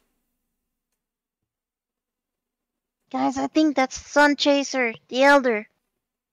I mean, he looks the part. He does look very scruffy and very like his fur does look very scruffy, and his eyes are kind of covered mostly by his fur that's very unkempt and everything. Lumi will just bow. He looks at you and says, "Greetings, adventurers. I wish to welcome you to our humble abode. I understand you are all here for training, I believe." Yes, and learning more in general. I spoke with others of your tribes back on the mainland, and they directed me here. We have heard from Yes, we have. I have heard from Dune. He mentioned you. He has mentioned you are from. He mentioned you are one of our lost cousins from long ago. Greetings. Yeah. Says greetings, Lumi. We welcome you and your companions. I thank you a lot, and well, I know you call us the lost ones, but I don't feel that lost anymore. He With my friends, finding out about you all, he gives you a you know. smile. As he gives you a smile as he says, "Come, come. The firekeeper is waiting for you. I believe she can answer some of your questions. However, if you have any questions about our tribe and our people, feel free to ask me or any of the others. They would be more than happy to enlighten you about such things." Perfect. I had to roll something because I kind of forgot something. Alright. As you enter the village, you see a lot of beautiful things. You see a village filled with tiny, well, very small tabaxis or pelicos really, wearing clothing similar to Lumi's. Each one trying to cover themselves from the hot rays of the suns. Some of them are essentially taking a nap right now because they're more active at night. They do have small stands filled with desert fruits you can find, like prickly pears, desert roses, things like that. They even have some meat of some of the creatures you find. Hell, one vendor is literally selling a lizard on the stick if you want to eat it. If you want to trade for it, I should say. Things like that. Just various things you can see. A lot of them look at you, greet you, because they've never seen so many different individuals here before. One thing you do notice, though, you actually see a somewhat familiar face, believe it or not. Um, well, it doesn't matter who has the highest perception. You see, Professor, what's his face? Sorry, I forgot his name. I've been trying to add him into the story, but I keep forgetting his name. I feel bad now. Professor X. Yes, Tell Professor. me you don't mean Professor Haberdashery. No, I don't know who Professor Haberdashery is. Okay, cool. Why does my Well- mind instantly decide? Oh my goodness. Yes. Professor Haberdashery is a being shaped like a horse in a three-piece suit. No, it's Professor Yorick, the Dragonborn you all saved that one time. He's here too. He's just as you mentioned, he's on the journey to research different tribes and understand their cultures. He made it here. If you all want to talk to him, he's an option. If not, he'll just wave to you guys and thank you again for saving him as always. Sure, I'll talk to Luigi. Oh my god. Why is he Luigi?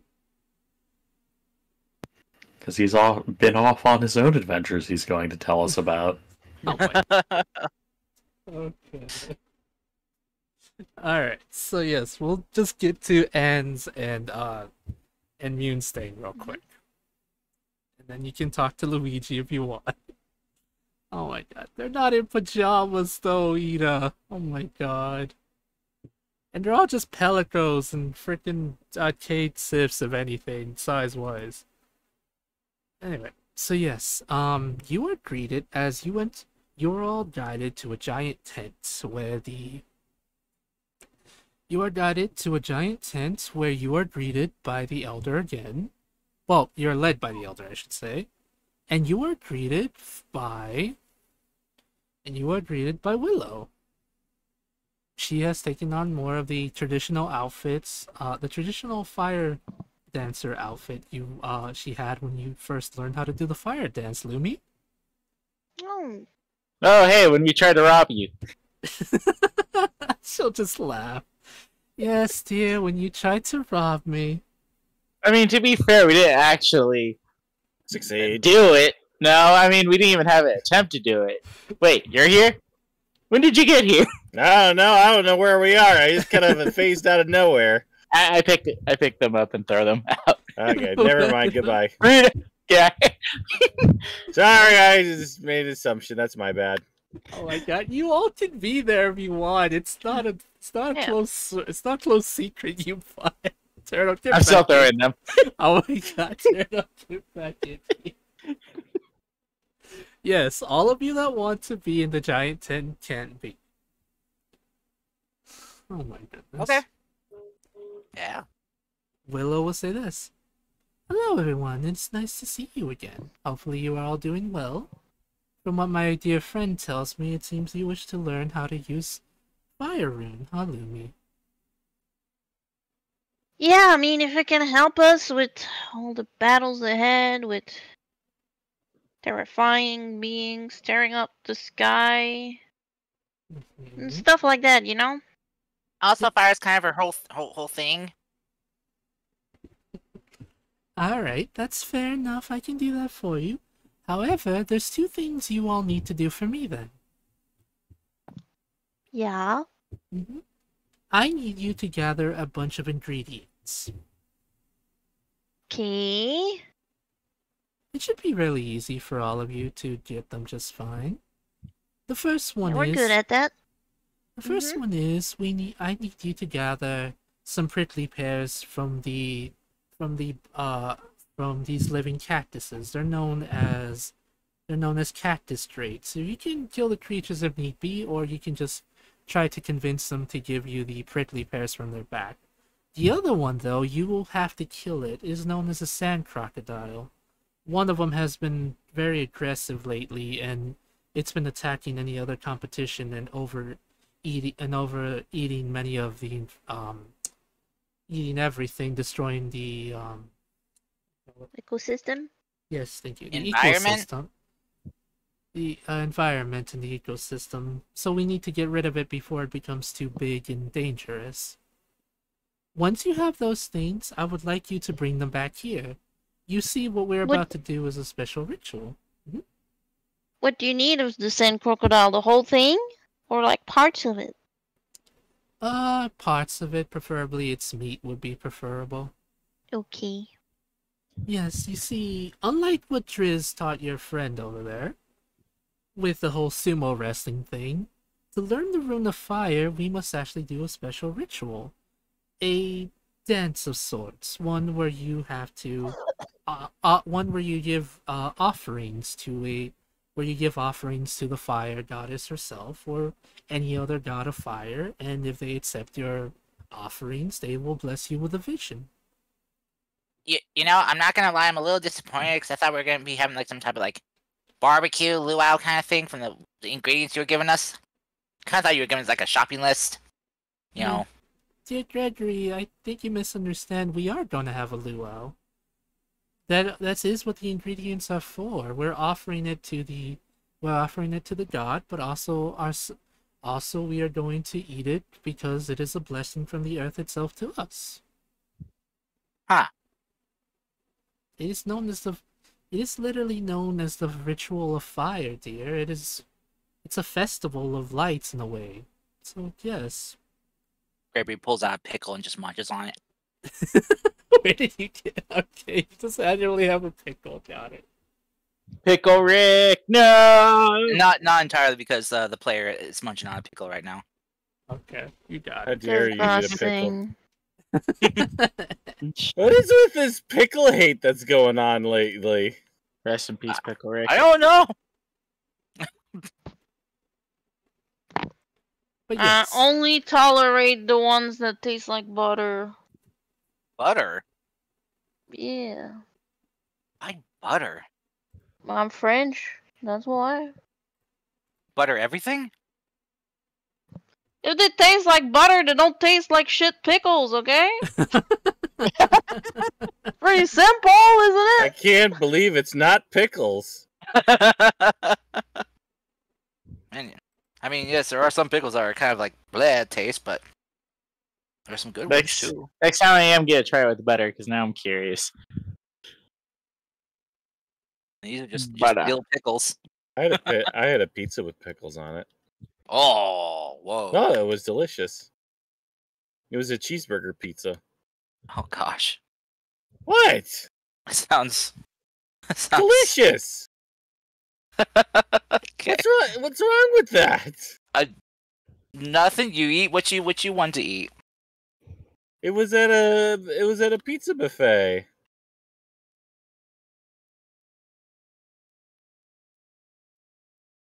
I mean, I don't know. Anyway, I mean, whatever you enjoy, I guess. yeah. I'm not. I will not discount you wanting to eat what you want. I just wouldn't eat myself as all. That's the only thing. Because you also can't, so. Yeah. I wouldn't be able to enjoy it the full experience that you would. Yeah. I would have to have it sans the cheese.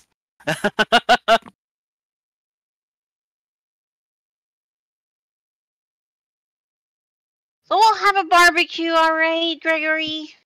And maybe we can even pick additional ingredients along the way. Maybe.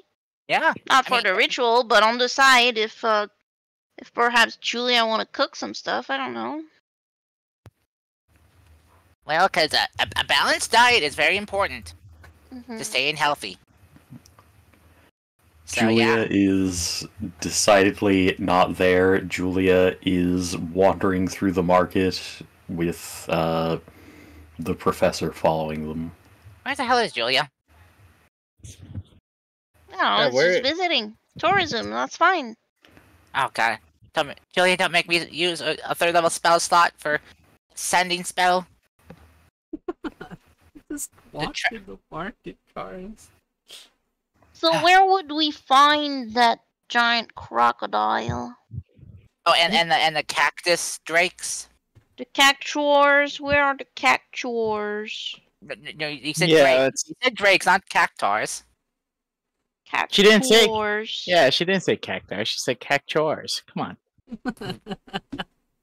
Cact drawers? Chores. Cactuars. Cact chores? Here, let me mark it. Here, let me mark it on a small map for you. Both things should be relatively close to each other. They, believe it or not, the cactus straits and the crocodiles do tend to fight for territory. So if you're lucky, you'll be able to kill two birds with one stone. But the desert crocodile lives near more areas where there are travelers, so sometimes unlucky merchants or unlucky travelers can get attacked or lose their stock to it. The cactus traits can be found near giant forests of cactuses, which is kind of redundant when I say that out loud. But yes, here, let me just mark it for you on your map. Let me just follow the slide. If this thing will let me, which apparently won't let me. It's lovely. Wait, oh boy. That's huge. There we go. Oh, no. There you go. Should have made a bigger map or something. I don't But there you go. You should be able to do it just fine as long as you... well, it will make it a bit easier for you to travel in the desert. We can still borrow the sand skimmer. I'm sure Onitz will be able to drive you just fine. He doesn't really talk much. He's kind of shy when it comes to meeting new individuals. But he means well, I assure you.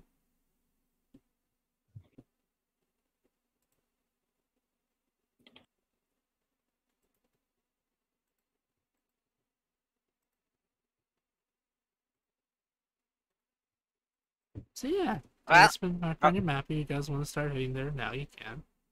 Yeah, yeah. I mean, well, we don't want to waste daylight, you know, because I hear the desert gets cold at night. Mm-hmm. I mean, wouldn't Yeah, that feel better? it's really cold. That's why fire is so valuable. Wouldn't it be better to be in being cold and hot? Because at least in cold you can do something about it. Hot is just fucking hot. Well, it depends a bit. Is it a wet heat or a dry heat? Is it a what heat? A wet heat or a Wet dry heat. heat? You know. Yeah, I know. I'm from the Mid Shire. I know. I know the difference. I know. To be fair, we're in the desert, so I'm pretty sure it's dry. Yeah. Yeah. Well, I mean, this also is a desert island, so we're kind of near the ocean, which can make things really wet and humid. No, that It might then be more it wouldn't be a salty and desert. humid. It wouldn't be a desert if it was a wet heat. There's literally no such thing as a wet desert. Well, then how is this desert in the ocean then? I don't know. Either way, it's a desert. Fable, is it hot as shit Someone's out never here? been on an island with beaches because Yes, it is hot as all sin here, my guy. Is there any plants? There are plenty of cacti, yes. Okay, so it's a dry heat. If it was dry heat, if it was a wet heat, we'd have more plants and things like that. Yes. Why have none of those plant seeds made it here, or able to take root in the sand? Actually, surprisingly, there is a possibility for there to be some Venus flytraps because they excel in this kind of environment. Nice. If you put them in an area where there's too much water or too much anything, they'll die because there's too much. They physically cannot actually handle it. They have to be in environments that'll test Nice. them. It's interesting. I just got a brilliant idea for what I can do here later. I'm gonna. Our characters probably would fuck up the ecosystem. In character, I am gonna turn this desert island into a tropical island. You know how I'm good at growing things? Well, I'm gonna grow a lot of things that can survive here in this climate near the ocean coastline and spread it from there. Why? Because mad with power. It's bad. Oh no. I have the power of the green thumb, and I will use it. Because I am the son of a shepherd. And a farmer. Okay, Ralph. Okay, if you guys are ready, you can start heading in the direction of the cactus traits. Yes. well, we need to grab Gregory first. I wonder what they're doing. All right, You mean Julia. Julia? Yes. Gregory, I mean Julia. Yeah, that's like I was with you guys. I throw Gregory out, and that's where it cuts to. Okay. Okay, Julia, as the blue thing, like Anne said, focuses on you, we now have the camera on Julia. Julia, what are you up to? Julia is just wandering through the market looking for new ingredients to try out. Alrighty. As I mentioned, there are a lot of different ingredients you would find in desert-like climates. So, prickly pears that can only be grown on cacti. Lizards, small rodents, things like that. Lots of bugs. Some desert tortoises that grow to be really big. Because if you ever actually seen a tortoise in real life, they can get really big. Just different things like that. I mean, that is very true. I saw a Um, video of one that looked like it could have been a baby kaiju. Right, they get huge. Good lord. Yeah, they're like different things like that here in this environment. I can't actually think of anything else off the top of my head, but different desert fruits are here. their main selling point is the not giant but really big prickly pears, because as I mentioned, you saw that the fact that they have a giant forest of actual, like a giant forest of cacti and stuff like that. So the pears they grow tend to be really big.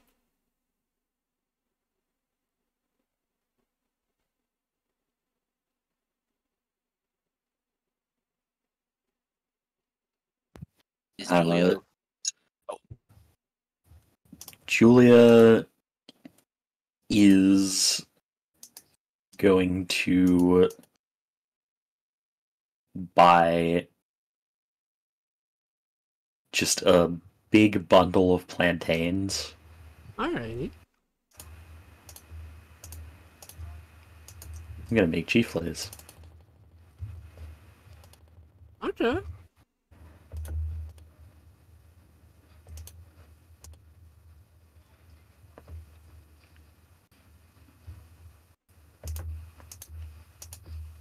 And I guess we will get the prickly pears and the meat from our quest. Okay.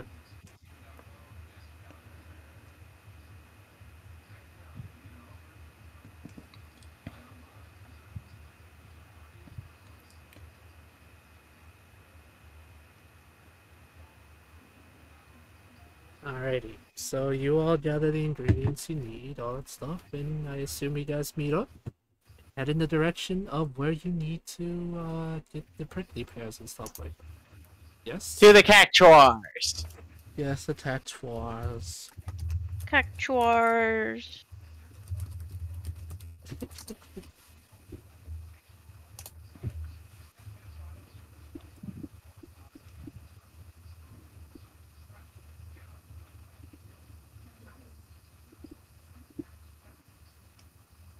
Alright, so yes, after a couple minutes, you all, thanks to Onyx, who takes you all to the thing.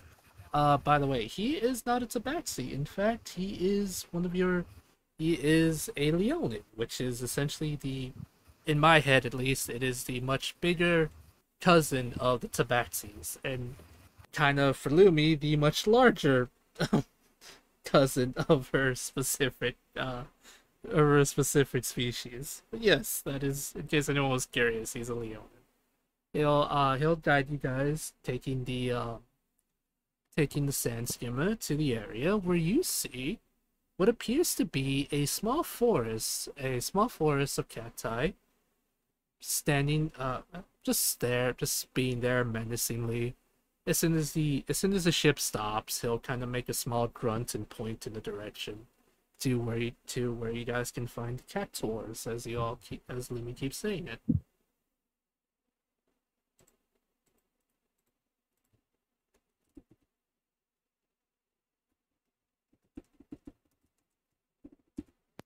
As a side note, I am looking up recipes from the Mediterranean and from West Africa, and I've got to be real, I would kill someone for an araya right now. Okay. But yeah, any kind of fruits you can find in the Mediterraneans and desert-like climates and stuff like that can be found here essentially. I tried looking them up, but I could never find them much. Yeah. Do we see, like, on our travels in the desert, do we see, like, animals and stuff I can add to my list? Like, you know, I don't know, desert creatures, so. Well, the thing is, there's a bunch of, to my understanding, a lot of creatures that live in the deserts tend to be rodents, lizards, sand cats, which kind of only appear I'll at take night. that. Sand cats, I'll take it. Okay, you'll find them at night though, because they are nocturnal predators. As many creatures literally that live in the desert only appear at night when it's much cooler. Nice. Also, So, kind of interesting fact. Yeah, Cody? Fable, how cold does it get in the bag of colding? Is it like refrigerator temperatures or like deep freeze temperatures? I would imagine probably to make sure everything is preserved, probably deep freeze. Why? I'm gonna make prickly pear sorbet. Okay, as long as you have Every fun, that's all that matters. every time you say prickly pear, I keep going, look for the bare necessities. It's pear, not bear, you butt.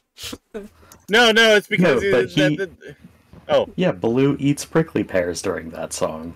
Oh my goodness. Oh, Baloo, you What does handsome man. prickly pears taste like, though? I'm not sure. I've never actually had one. Rather like a slightly earthy sort of watermelon type of taste. Interesting. Interesting. But random fact about something kind of interesting. Random fact about sand cats. Because they live in the desert and desert areas don't really have many places like many water sources and stuff. How they actually rehydrate is actually through the blood of the things they eat. So they have to make sure if they hunt like desert rats or tiny mice or whatever, they can actually hydrate themselves through the blood of their prey. It's kind of interesting how animals have developed in that sense. That's how cats work in general. Yeah, cats. That's why wet food is healthier, because they hydrate themselves mostly from it. They don't have that much of a reflex to drink from a water bowl as much as just eating wet food or raw food. Yeah, and apparently cat kidneys are so well they can hydrate from salt water if they need to, which is kind of like, yeah, I don't know if that's 100% true, but apparently that's what I read once. Of course, I'm not ever giving a cat salt water, because why would I do that to an animal, in all honesty? But apparently that's what a research study said, and I don't know, it kind of felt weird that apparently someone would test that. But I'm not a scientist, so, you know. But yeah, I just wanted to have a random animal fact I knew about. But yes, as Cody, you plan what you're gonna do, and as Turtle sings the bare necessities as one would. What do you guys want to do? You're in front of a giant, sorry, not giant, but you're in front of a cactus forest. Sorry, words.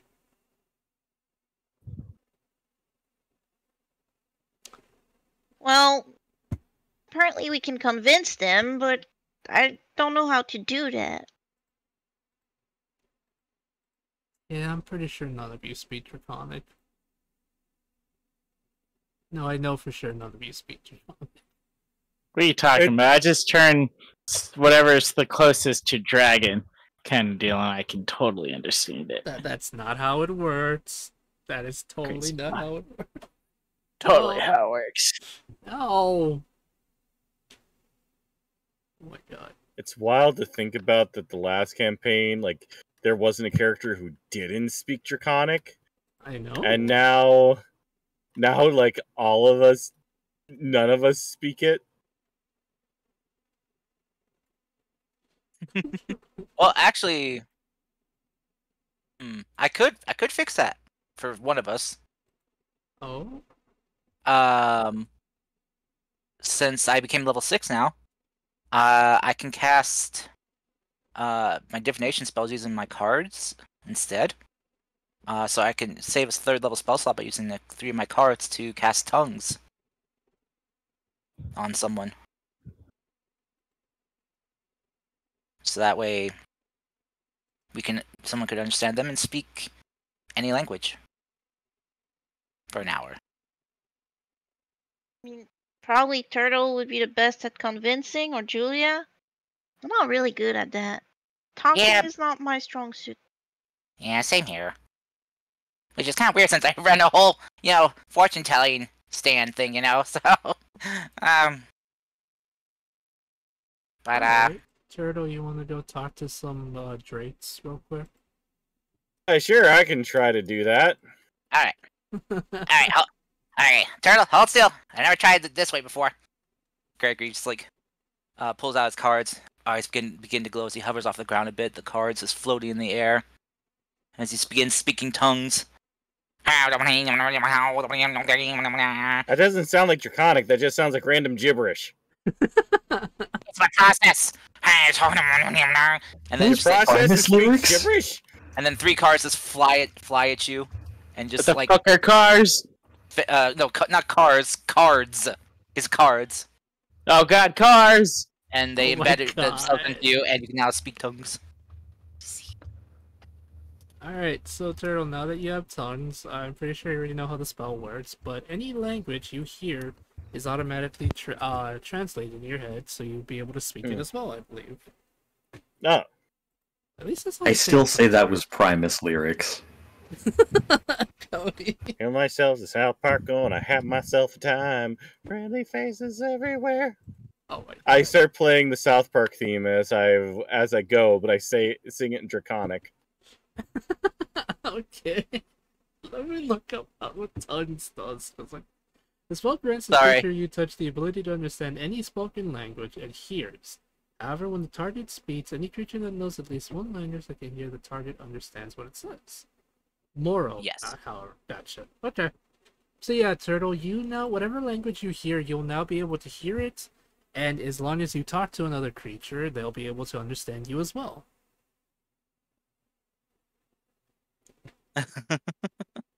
Alrighty. Sorry, I went quiet there after casting that. My nephew wanted to talk to me. How dare you? Out Yeah. there, the tiny man wishes to speak. Well, he heard that I was playing with my friends, so he wanted to come see you guys. Oh, that's so cute. But Aw. but since we don't have webcams, he couldn't see you guys. So so I had to I explain. mean, to I'm him. sure we all have webcams, we just don't use them on stream. I don't have Yeah. one. I have a Thanks, Ash. webcam, that's why I've been doing live 2D stuff. Oh, I thought you were just using your phone. Oh no, in order to use my phone, I need an iPhone, and I do not have an iPhone. Ah, But yeah, say hi to the baby man for us. I did. I had to explain to him. Yeah, I can't see you guys, but I can hear you guys and through my headset.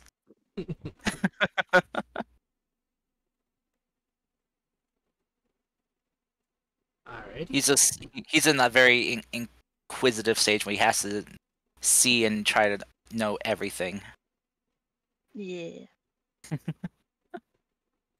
When he's not wanting to, cause chaos. Yeah, one of my niece had the actual phase of asking why every 2 seconds, and I was like, sheesh!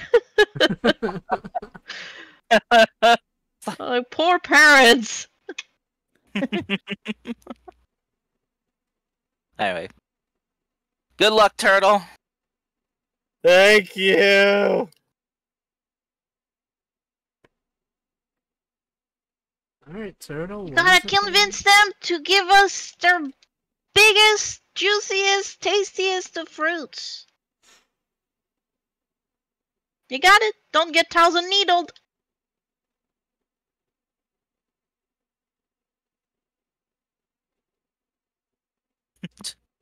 That move does suck though. What's worth is 10,000 needles.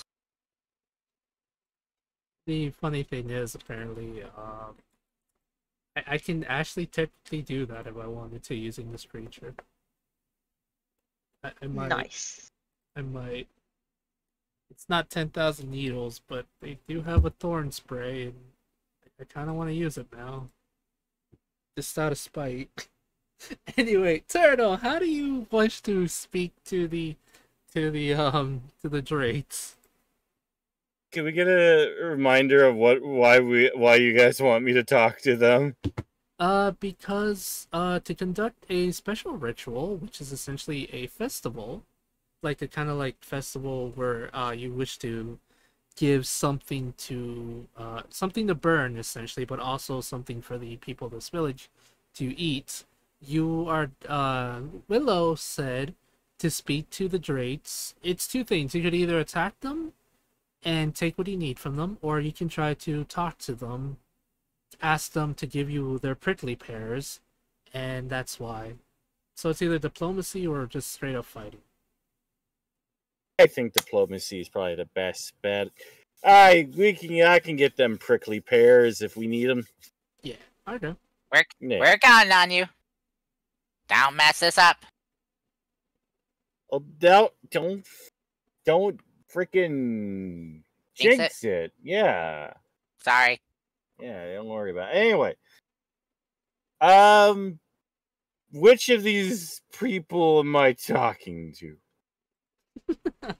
Okay, so as you get closer to the I was gonna say fungal. No, that's not even right. Out the cacti forest.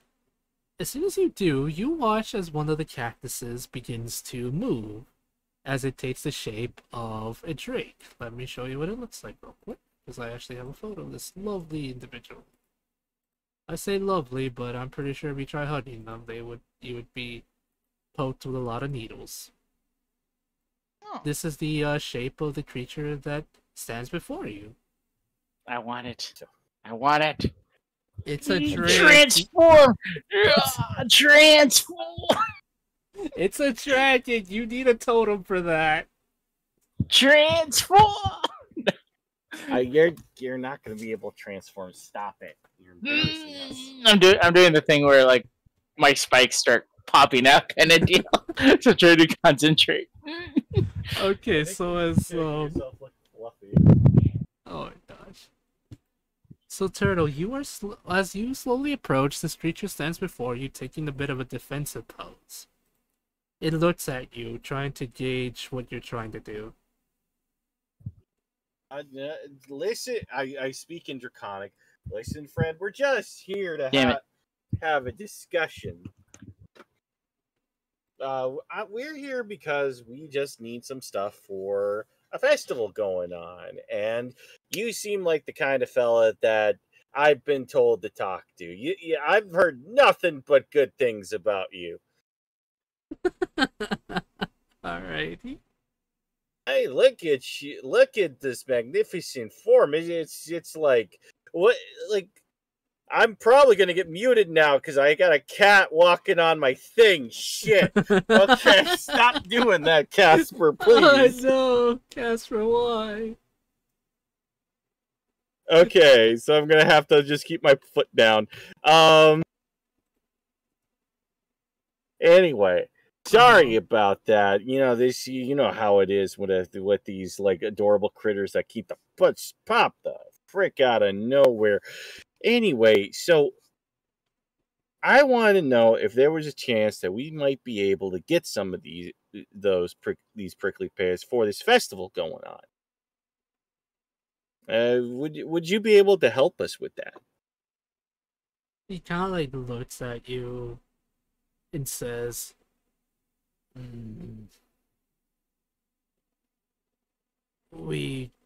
I can provide the pears for you, but what can you provide for me in return? Well, outside of protection from this horrible monster called the Slagathor, it's just rampaging across the land. What would be something that you feel that you and your people would need?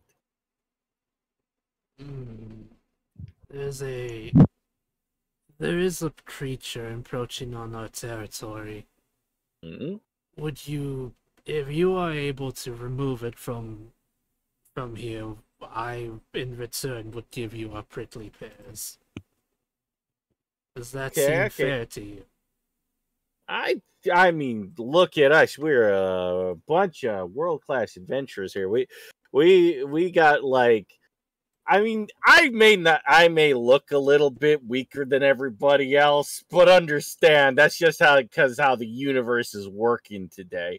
But I think we can definitely do something about your little problem, and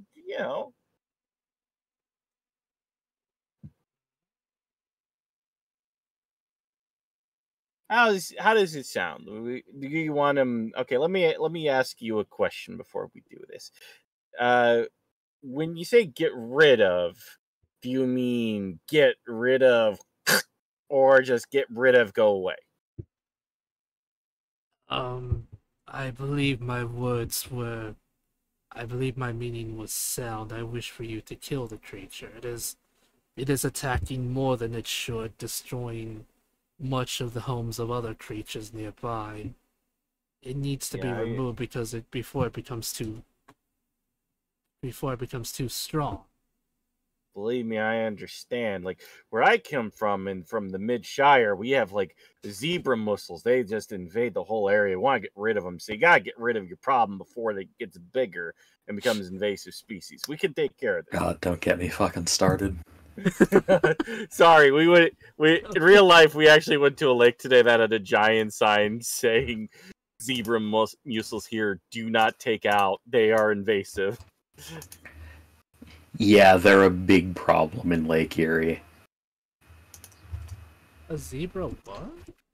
Zebra mussels. They're like kind of like clams. Oh yeah, I'm seeing it. Oh damn. Mm-hmm. Anyway, question.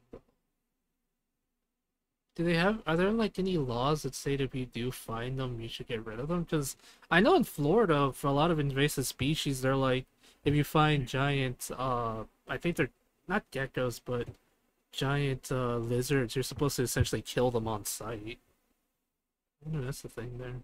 Oh, anyway, please continue. I think usually, yeah, you just kill them. If you see them, just kill them. Anyway, so yeah, we can take care of your problem. Just point the way. We'll take care of it. And yeah, well, no worries. Question, have we had a long rest?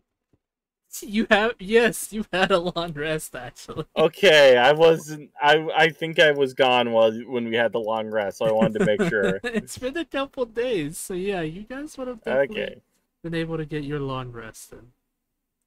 I starting a little bit of my lute because I'm not going to sing Cotton Eye Joe. I have no reason to sing Cotton. I am sorry. I am not going to sing Cotton Eye Joe.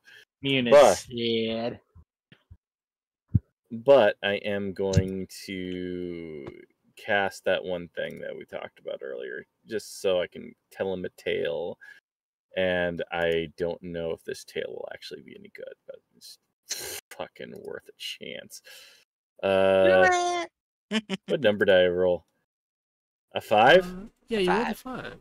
You know what? Tale of the Avenger. That's good. I sing him the Tale of the Avenger. Mm-hmm. How they assembled? How a group of heroes assembled to defeat a great monster. And I kind of embellish it and change it to our names, like like Captain Hot Dish or Gregory Eye. No, that's Gregory Stark to you. Oh wait. No, it was Gregory Eye or something. Ah, fine. And Team Cap.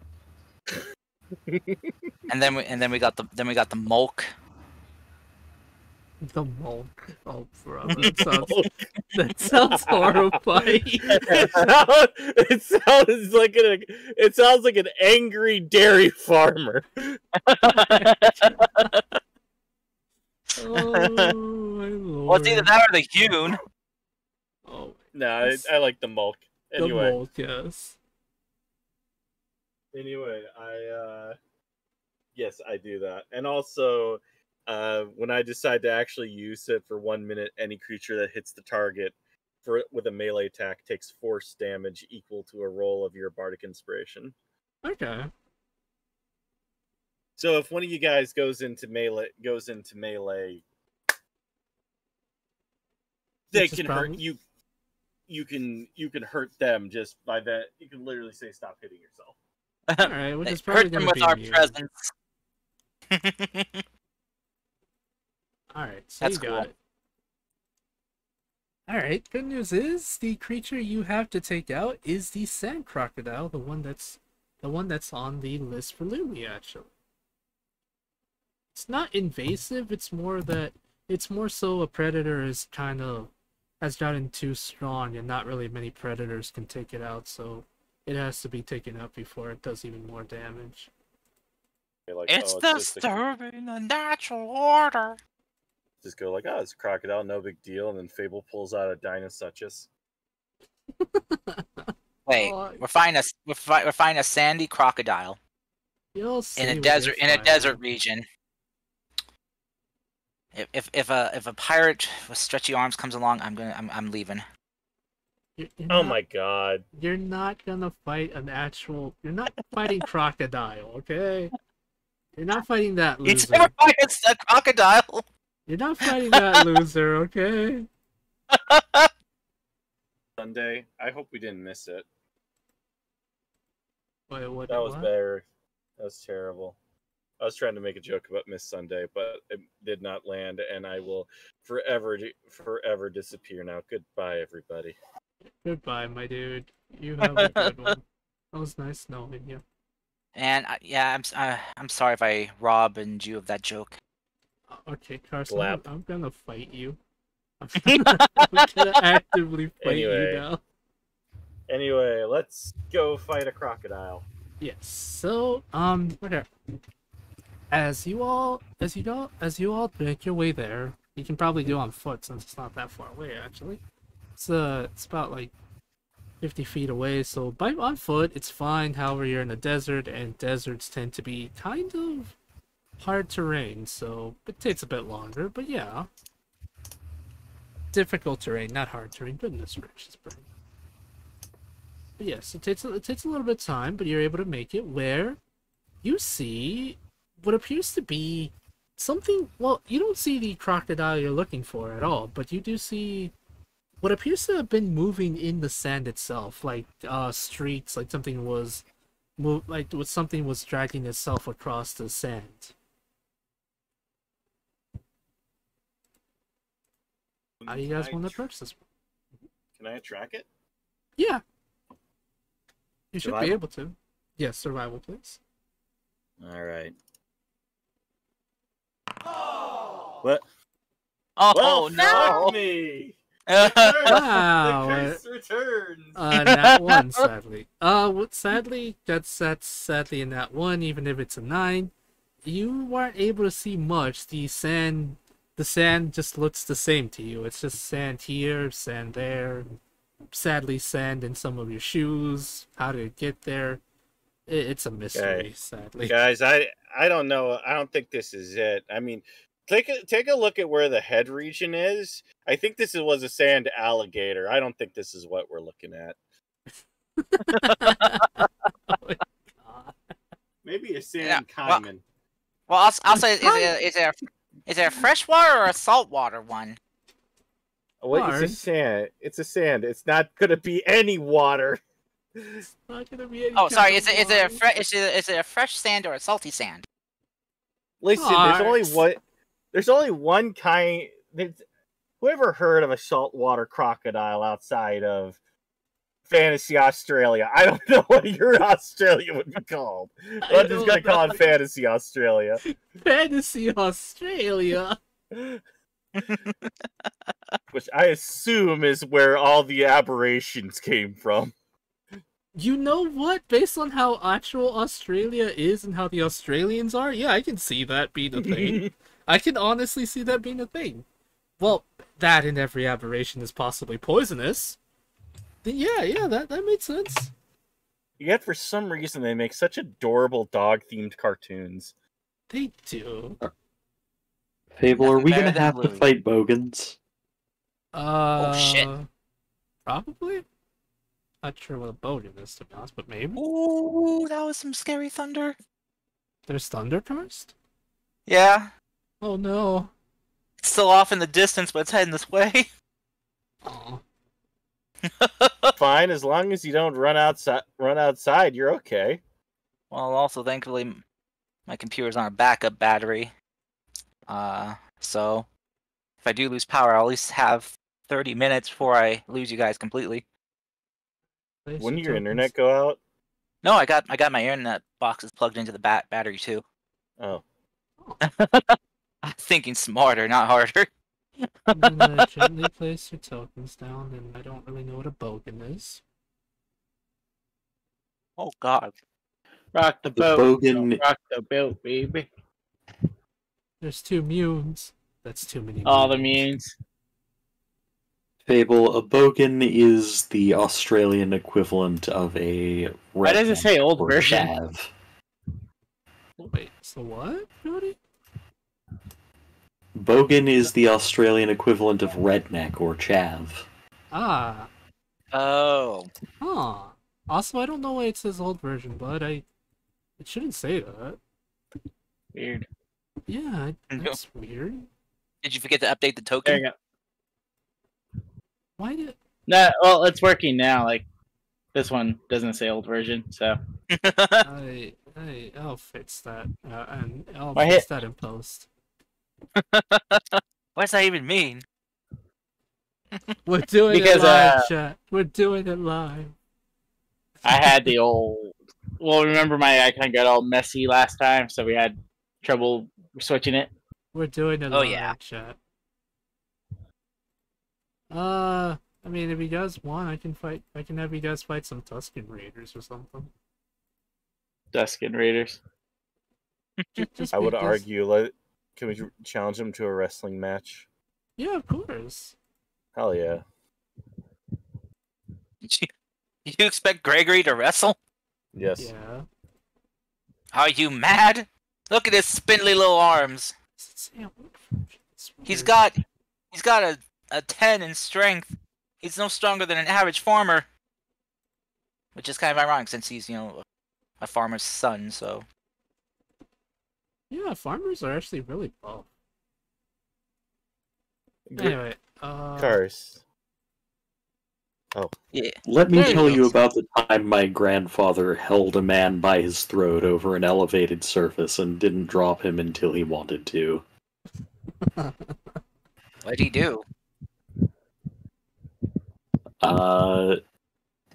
Jumped on...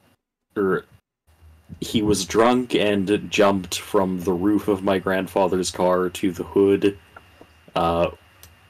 which could have dented the living fuck out of it. Mm-hmm. So Grandpa grabbed him by the throat in midair. Dang. Go Gramps. Grandpa don't fuck around.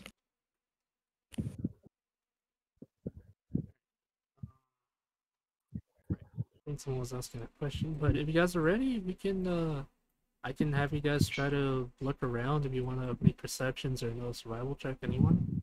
Since sadly, Turtle rolled. Oh, Yeah? yeah, I can't do anything. Never mind. Well, maybe we'll try since at least this is our element. Mm-hmm. It might still be shit, but It's worth a You know. shot.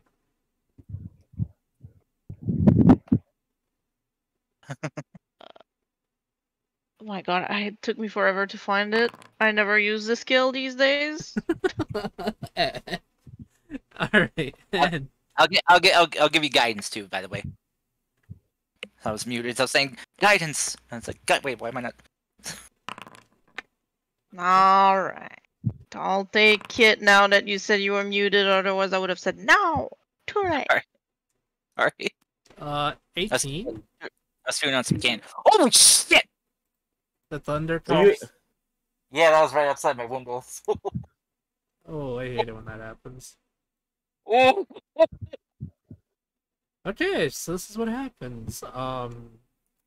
As you all look around, Lumi, since you're more adept at the desert, you're more used to kind of like hunting and, well, sadly being hunted by desert predators. So you're used to this kind of thing. You notice something as you're looking around. Your ears begin to twitch as though you hear something approaching. Right around here, you see the sand begin to shift. I can't speak right now for some reason. The sand begin to shift as this pops out of the ground, looking at you. Actually, let me show. Why can I say S? He says, "Let me show you what the sand crocodile looks like, or what it's supposed to look like. Keep in mind this is older art from D&D 3.33E, so the art is kind of dated. But yeah, the creature in front of you is a very brown slash light tannish tannish hide. But instead of where its hand should be, like where instead of its hands and legs should be, it is replaced with flippers. But it's kind of like more like a reptilian flipper that lets it dig and swim through the sand evenly. It's more low to the ground and more lizard-like than actual reptile, which makes sense, but you know what I mean. Yeah, it's more low to the ground. It stares at you as though it's found its next meal. Do I have time, like, to react? Yeah, you do, since you were able to see it since it was slowly approaching you guys. Obviously, I'd alert everyone. And sure, I'll bless people. Alright, sounds good. Yeah, I'm going to as well. Oh wait, no, actually I'll take multiple turns. Shoot. Alrighty, quickly, since you blessed it, I need you all to roll me initiative. I'll do one of these real quick on someone. Ooh, 4. Okay.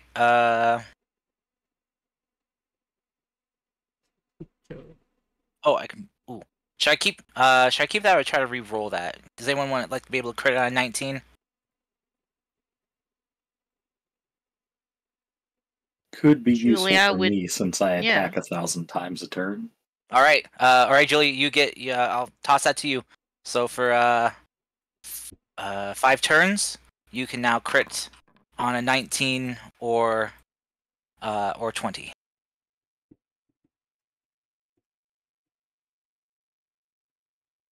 Yeah, so 5 rounds. Make sure my token's selected here. And I will bless. Oh my god. I will bless Julia, Mune, Turtle.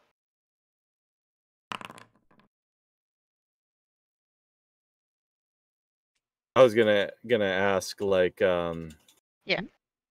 I was gonna ask who's gonna probably be the one in melee. That's Or at probably least- Mune. Or whoever's gonna be rolling attacks to hit more often. I'm always. For some reason, Yeah. turn off you. Oh. I had an exhaustion take for some reason. Didn't you have like an all-nighter of? I don't remember. Maybe I'm confused. Is it still the same day from the mines? No, it's been a couple days, Cars. You all got a long rest. Oh. Okay. All right. But still the same day from the drakes we just talked to, right? Yeah, it's literally only Okay. been like 10-ish Why was minutes it- since you've seen the Drakes. I wasn't sure if we had to hunt around for them or not.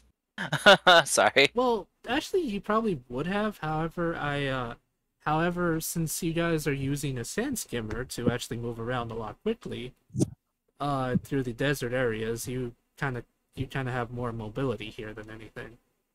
Gotcha. All right, no problem. Oh, that's loud. Goodness, I hope it doesn't knock out your electricity. That would suck. Yeah. Since I only have 30 minutes of power afterwards. But as I was gonna say, I'm gonna get to Mune. I'm gonna do Tales of the Avenger. Okay. Yes. Avengers assemble. And hopefully, next time we play, everything will work just fine. Please, oh great foundry gods, do not betray me now. You'll probably have to write down what you give me because I'll probably forget by then what I have on me. The dice gods have failed me. Basically, it's this. Tell Avenger for 1 minute, any creature that hits the target with a melee attack takes force damage. Oh, nice.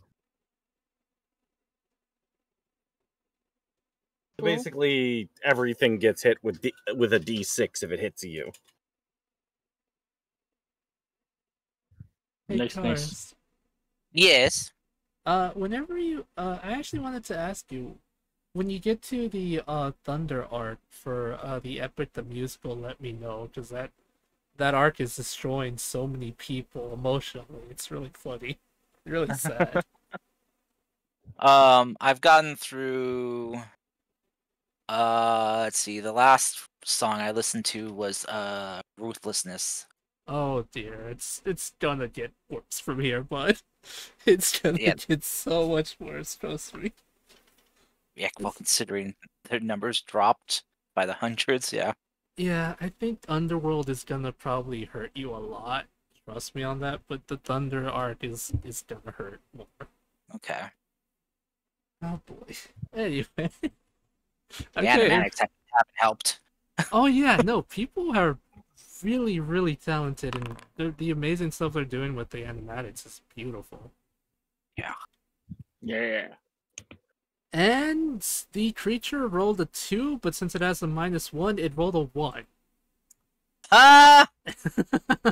Not a natural one, just a 1. I think it would have rolled a natural 1. It would have literally been a 0. I don't know how it would have moved. It would have literally gotten a 0. Andy, so It much for just would have gone last.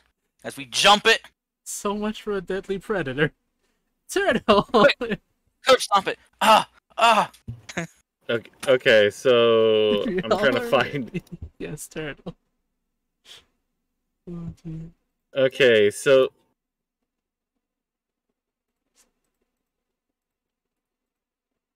There goes the rain. okay. First up, I'm going to Hunter's Market. Gotcha. Mhm. Alright, let me hopefully put some mark on it. Get it? Get it? Okay. There you go. There you go. All right, and yeah, longbow. Alright, bud. 15. 15 will hit it, yes. Okay, so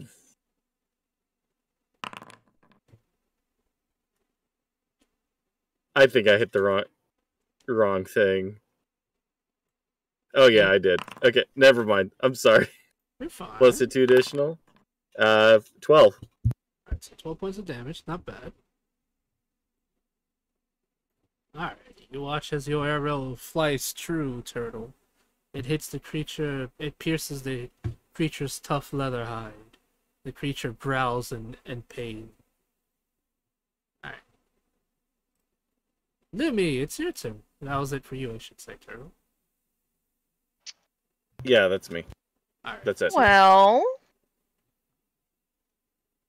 this being the desert, Lumi being here for the fire rune, I mean, gotta do a bit of a fireball situation. Mm-hmm. Fireball! Oh my. Okay. The fire becomes so hot you glass a small bit of the desert. Alright, let's see. I need That to make a would look dex save. cool. Yeah. Let's see. Dex save. Oh my lord, you are doing poor today, Mr. Crocodile Man. You rolled a 2. Oh no! It's pretty good damage. Alright, you rolled. Alright, the fire. You, Livy, as you throw a fireball at a creature, it burns, it screams in anger as the fire burns it as the fire burns it. You can't really see it yet, but the small portions of this desert have become glass. Very small though, nothing too crazy, but Cool. And Lumi will move.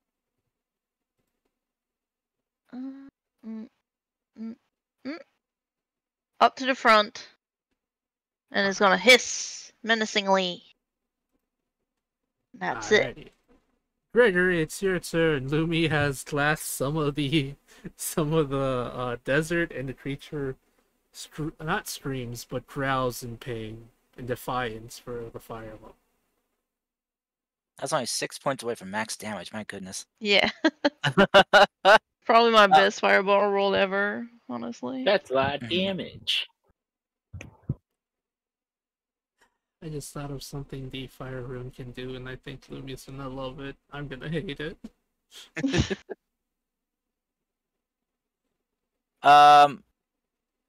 Fable, how heavy would you say this thing is?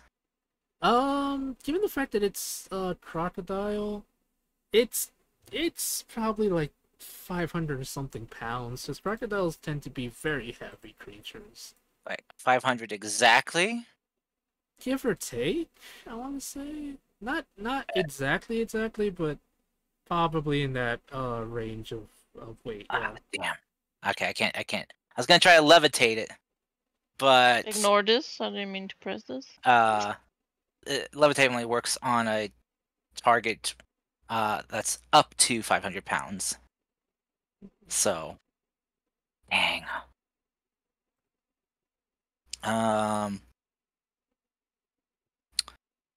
Oh. What I could do. Okay, so this thing's huge class, right? Because 3 squares is huge. Yes, it is considered huge. Okay.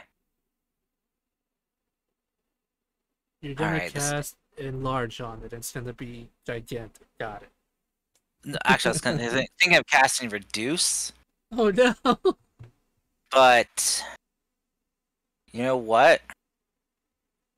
I want to go a little Godzilla here with Mune. So Mune, I'm gonna cast enlarge on you. Alright, Mune, you are now considered huge, because technically you're a large creature. Even though the token is Oh my god, I'm huge. Yes, you are now considered So- huge. Wasn't there a way to stretch this out or no? Remember Yeah, enlarged pippers? yeah, if you go to That was some fun time. if you go to prototype token and you go to appearance, you can change your grid spaces under the dimensions if you set yourself from 1 to 1 to 3 to 3. Let's see. Random miss fact it. from you. Yeah? Turtle? Oh, that's just like I remember when you guys polymorphed me into a T-Rex. I I see. was sad I So- didn't try to eat you. What do I want to do? 2 to 2? Huge is 3 to 3. 2 to 3? Yeah. Large is 2 to 2. So, like this? We haven't seen you transform. Did you save it? Oh, update token. There you go. There you go. I'm huge. Actually, why am I updating this? I'm gonna transform in a second.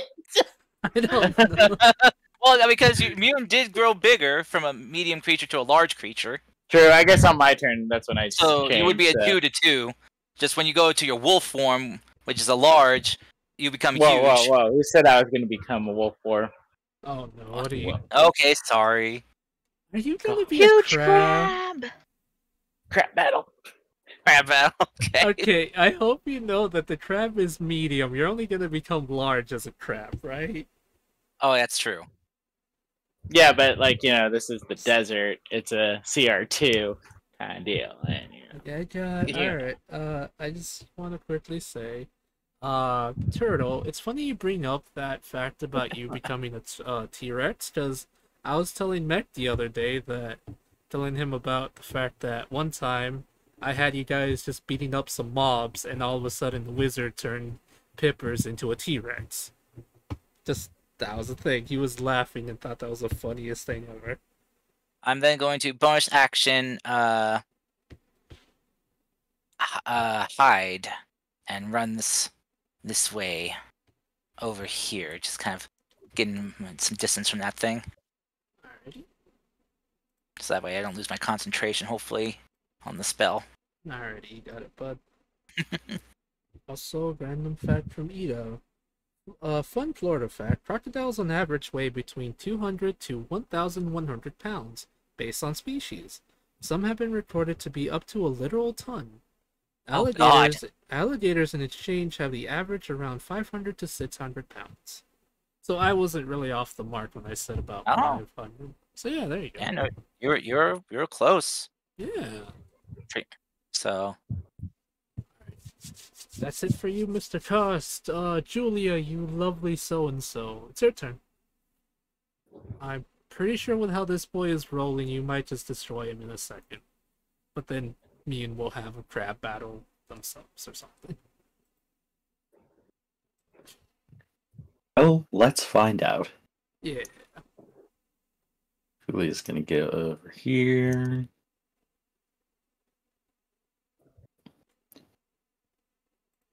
And we're going to go ahead and upcast. Good old Scorching Ray. woo.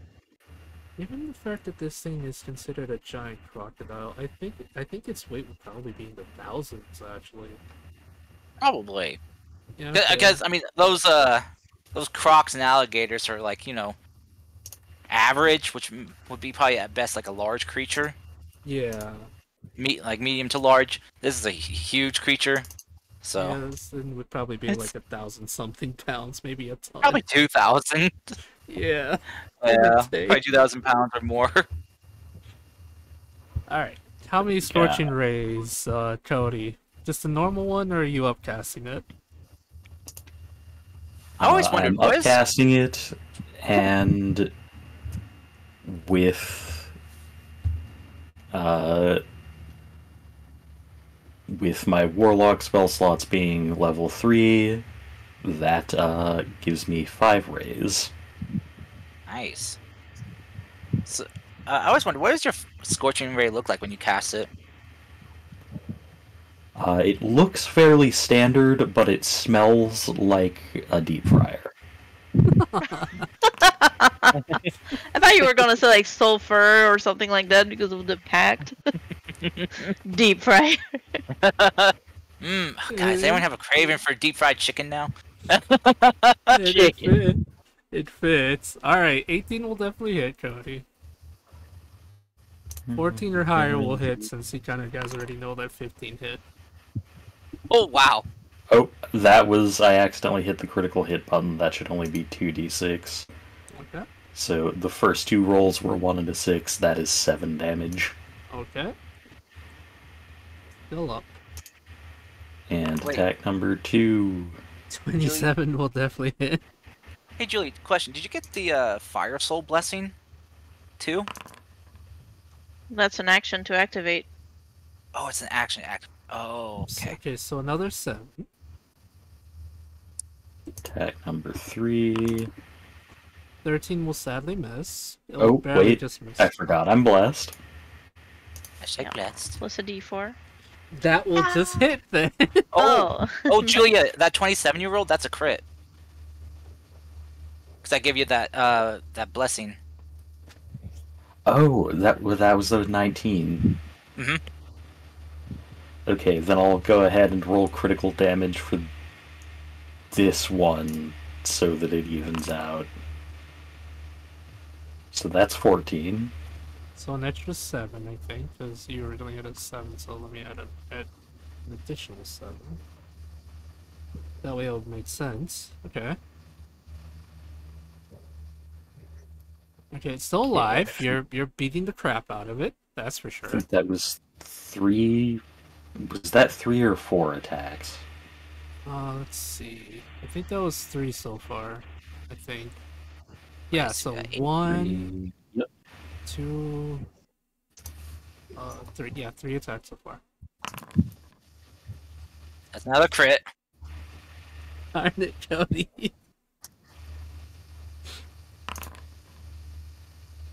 I'm so glad I gave you that. Okay, it is still alive, but just barely. It's kind of almost bloodied. Almost. And one more attack. 18. Okay. 18 will definitely hit. Man, just picture this. Lumi runs up. You left. Fireball! And Julia just dodge roll into the side and pew pew pew pew pew. Okay. More fire! It Which is. is gross in this thing. It is barely just alive, by the way. It is literally bloodied, almost dead. I'm sure Mune can probably defeat it. Hopefully, question mark. You probably wouldn't even need to transform.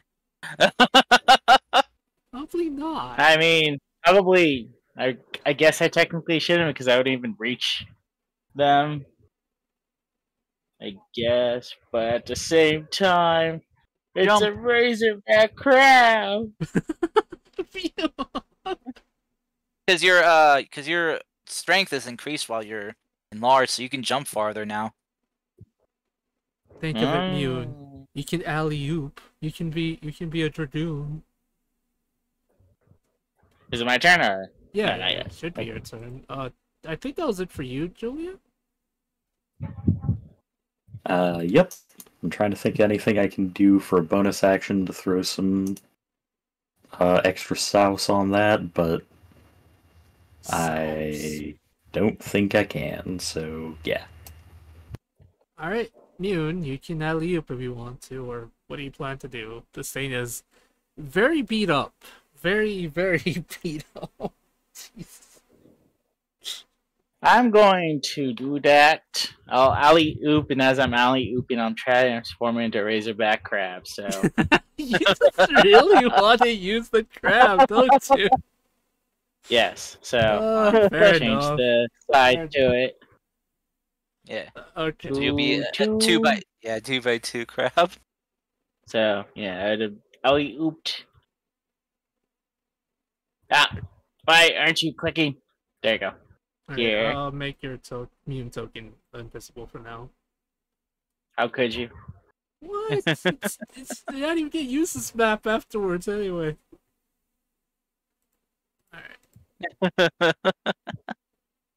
Alright, Mune. Wouldn't this suck if this was just a baby one, and then the mama That's came along? fine. Oh, actually, I have a. Oh. I mean, technically jumping, I'm still moving, so I have this. The I crab was gonna yeah. say, wouldn't it suck if we killed it and then it was actually an alligator, so we got the wrong thing? Wait, Oh, This That's was not what I a was looking for. sand gator, not a sand croc. Ah. oh my god. The crab moves at least 15 feet straight towards you. Jump, so yeah, it makes sense. Hit it with a shell bash attack. On the same turn, the target must succeed on it. The DC 13 saving throw or be knocked condition prone, and the target is prone. The crab can make one claw attack. Okay, let me. At this point, I thought this dude wasn't even gonna do anything besides get me up. Here goes nothing. You have a +5 and you got a nat 1. Are you kidding me, man? I did it! Claw to the face with advantage. Are you kidding me? Your highest I'm surprised. stat. Oh right, the sound effects are disabled. I was waiting for the sound. With Showed it to me. I advantage. heard it's just fine. Yeah. I forget, do I add the D4 with my hit too, or is it just the damage? Yeah, it's a hit. Okay, so Please, D4. please roll higher than a 2. That's enough Choose to hit it. monster. That's enough to hit Yeah. it. So damage. If it's prone, I forgot. Is it just automatic critical damage or No, that it has No. to be stunned for done? automatic. That's thing, right. Okay. So 7, and then D4 for damage too, right? No, it's your face, Mac. Yes. Oh, there you Wait, does bless apply to damage? I didn't think it did. No, I think. Oh, no, it's no, I the thought D4 it is would be for enlarged. the enlarged. Yeah. Yeah. The enlarged, yeah, for melee attacks. that's Okay, right. so Yeah. And then, hold on, I also Oh, have multi-attack. so Mune, Again! Mune, my sweet summer. Mune, Mune.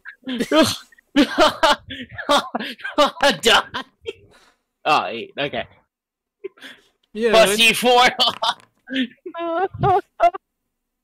God damn it. Mute, stop. Stop, he's already dead. He's been dead since the first attack. Why are you still kicking it? It's no use So, to crushed beat the head. dead Crushed. alligator. It's a crocodile, but yeah. You just Does that mean I just, Whatever. like, with my second attack, I pick it up with my pincers and just chop it? Yes, you Laughing just... maniacally. Yes, you chop off its head as... You basically fatality this thing. You're just like... It's just like... Fatality. Yeah, Freaking you didn't let me do it Razorback earlier, so crab I'm doing it wins. now. Finish Oh it. my god. Yes, you just hear in your head, you literally just hear the voice say, finish it. Everyone hears that. Finish. Oh god.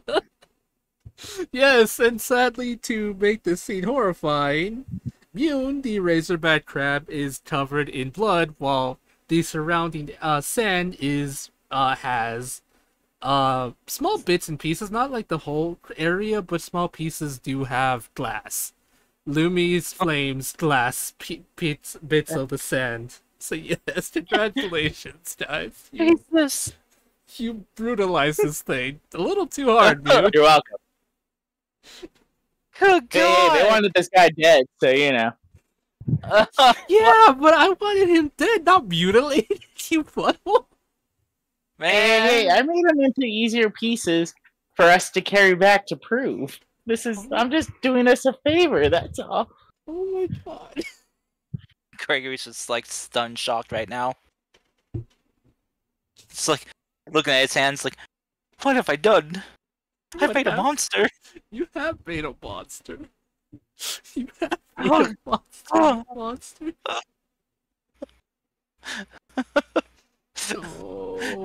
my sweet. Gregory drops the enlarge.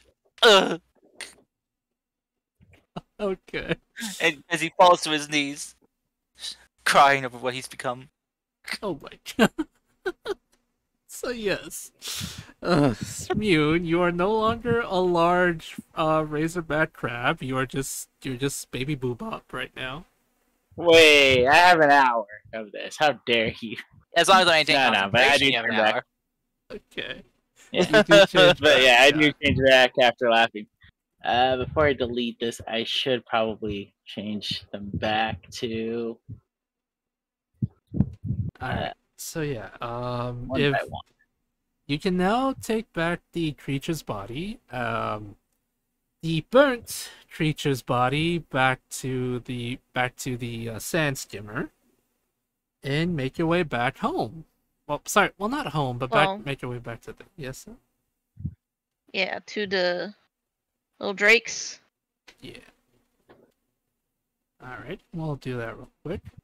As you take the creature back with you, if you want to just take it back to be dismantled there, or you can have Turtle do it since they have expertise in dismantling creatures. But I'll leave that up to you. But yeah, so you guys make your way back to the Drakes, dragging along the body of the creature with the sand skimmer. The turtle, you can do your thing and speak to the sand Drakes. They ask for proof of the kill. And that's a survival check? Yeah, if you want to dismantle this creature to get some pieces or something like that. Nice. There we You go. Yeah, so... That's better. So yeah, So Fable, I can turn into this now, right? It's a CR7. No, you can't. So no, Alright, no. fine. Can I try to pull the essence to get some? So where's ability the from it? CR14 mama? Not here. Probably somewhere deeper into the desert, but not in this specific area. Mama's gonna be angry, man. But Fable, can I get its essence? The best thing I could probably give you from this creature is the ability to turn your hands and feet into like, I want to say like flippers, so you can kind of be able to burrow a bit easier. Gator paws. Because like this creature, Yes. like I did say, it has the ability to swim/burrow in sand.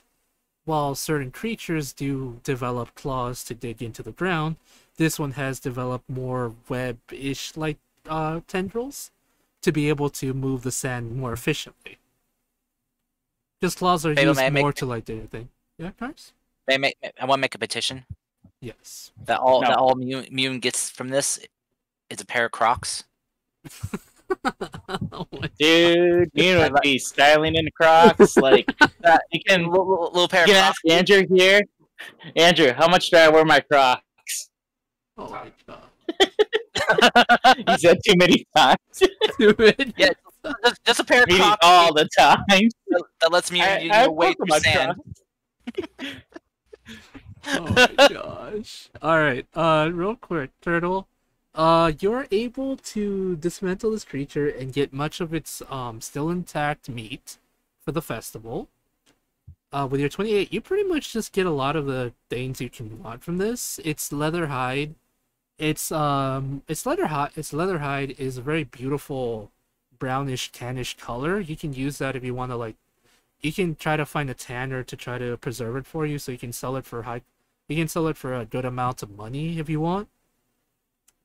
Its teeth can be used to make its teeth can be used to make arrowheads if you want to make some more or something like that. Cool. Yeah, you can pretty much use a lot of its body for different pieces and stuff. Could we keep some of the meat and sell like those alligator things they sell at the Renaissance Festival? Yeah, you can keep some of the meat since it's literally a giant creature. You can keep some of the meat for yourself, and some of the rest can go to the festival that it's much needed for. But yeah, Ignore that roll. all right. Ignore. Also immune because with the leather and stuff, you can make some crocs if you want them. However, you're gonna have to pay for them. Yes. Okay. So you guys make your way back to. You guys make your way back to the cactus straits where Turtle, you do your thing. You show that the creature is dead. The cactus drake will nod its head and proceed to hand you kind of like, well, I say hand you, but it's kind of weird. It moves its tail in your direction, like it moves its tail in its direction, holding a prickly pear. It tells you how to quit.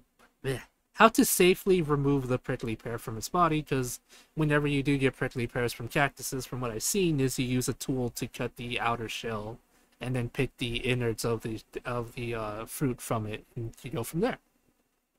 So yeah, a couple of them will do that. Since they're kind of really big, you'll kind of only be able to have about 3 of them in total.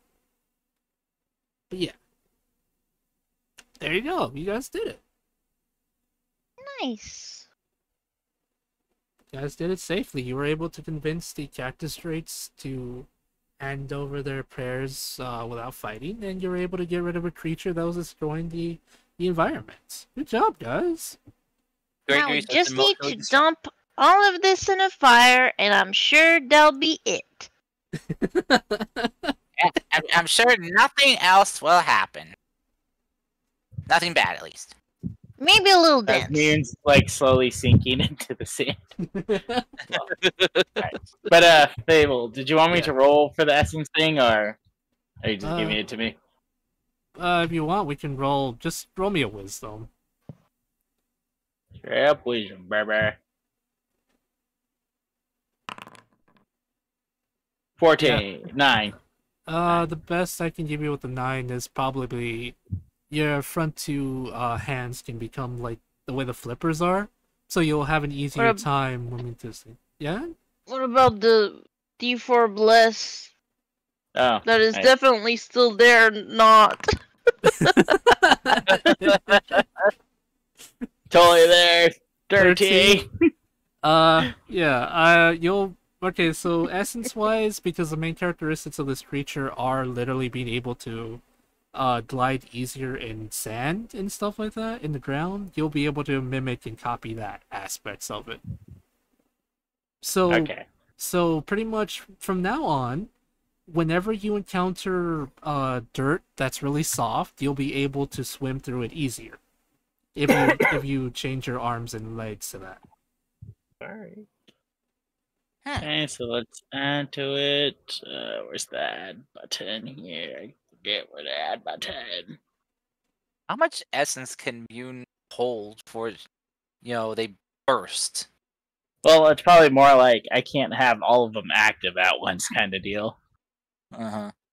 Okay, we're just going to get you like an Omnitrix or something at this point. Actually, Mune, I was gonna talk to you about that. At some point, I am gonna need you to make a totem. How dare you? Oh, for my like primal stuff?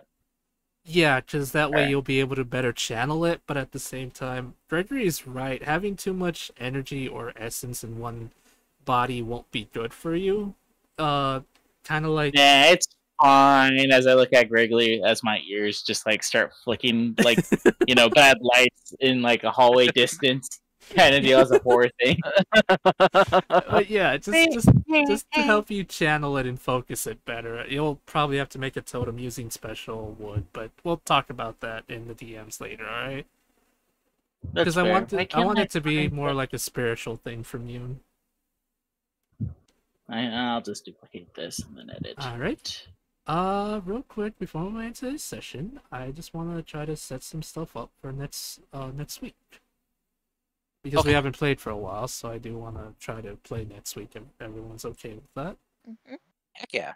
Okay, Yep. so Anne and Lumi, as you all make your way back home, I keep calling it home. Why do I call it home? back to It's Lumi's second home. Yeah, it's Lumi's second. To be. Back to the base where you all gather around. You are greeted as though you're heroes for getting everything needed. The prickly pears, the whatever it is that you don't need from the giant crocodile, everything like that. You're greeted gently where why did I say turtle? Goodness gracious. Where Willow greets you and says this. Alright, dears, if you're ready, we can start. I, Firekeeper Will-O-Wisp, will be your teacher. For now, you both need to we need to wait for nighttime to approach. We still have a couple hours for that, but I'm going to be teaching you some basic moves for now, okay? So follow me. I'm ready to learn. As you follow her, she'll give you as you follow her, and she'll be teaching you some basic moves for a couple hours. The rest of you guys can just hang out and do your own little thing if you want. Julia, you can make some of that. You can make some of that food you wanted to make using the prickly pears, I believe.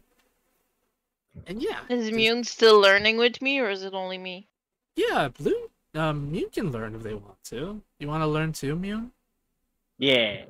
Okay. I mean, we've been practicing this whole time, so See you till then. It's our little dance thing. Okay. I'm just gonna quickly go off the little notes I read as a couple hours have passed and now it's nighttime. The desert begins to cool, rapidly cool to where it feels like everything is now a lot colder. Those of you who are not accustomed to such changes feel the effects. Lumi, you're more accustomed to the strange change in weather given the fact that you were born in a desert area, so when it's hot, it's in the morning, it's hot. When it's night, it's cooler.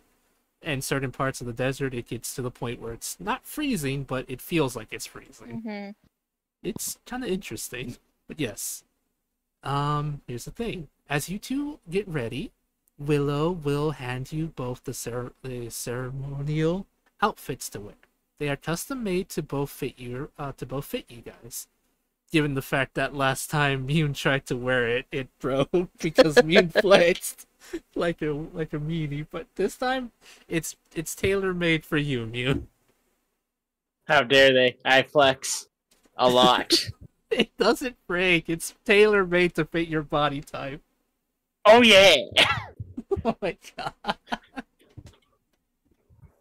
Oh dear. As you both make your way outside, the change in weather affects you different. But since both of you are, well, more furry than anything, it doesn't really affect you as bad. You have more insulation. It still kind of gets to you, but not necessarily. Willow will tell you this. Fire is... I think Numi already knows this, but as well as you should probably know this being a druid moon, or as you like to call yourself, a demon lord. A daemon lord, I'm sorry. Dark Fire? Lord. Fire is the essence of life. It is what empowers us to move. Without fire, there cannot be life. Without fire itself, everything would freeze and sadly would stop existing. Fire is what gives life to the earth itself. Much like as Driz probably taught you this, Mune, the earth is the element of stubbornness, the element of never giving up. Standing tall when things look down, yes?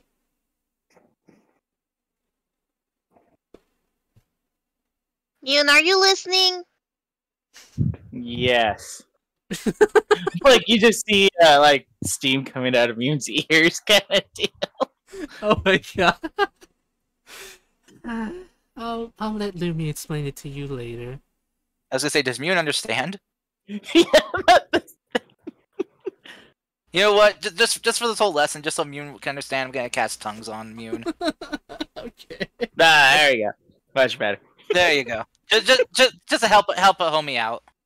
Yeah, man. If you're a better teacher, we wouldn't have to worry about these kind of situations.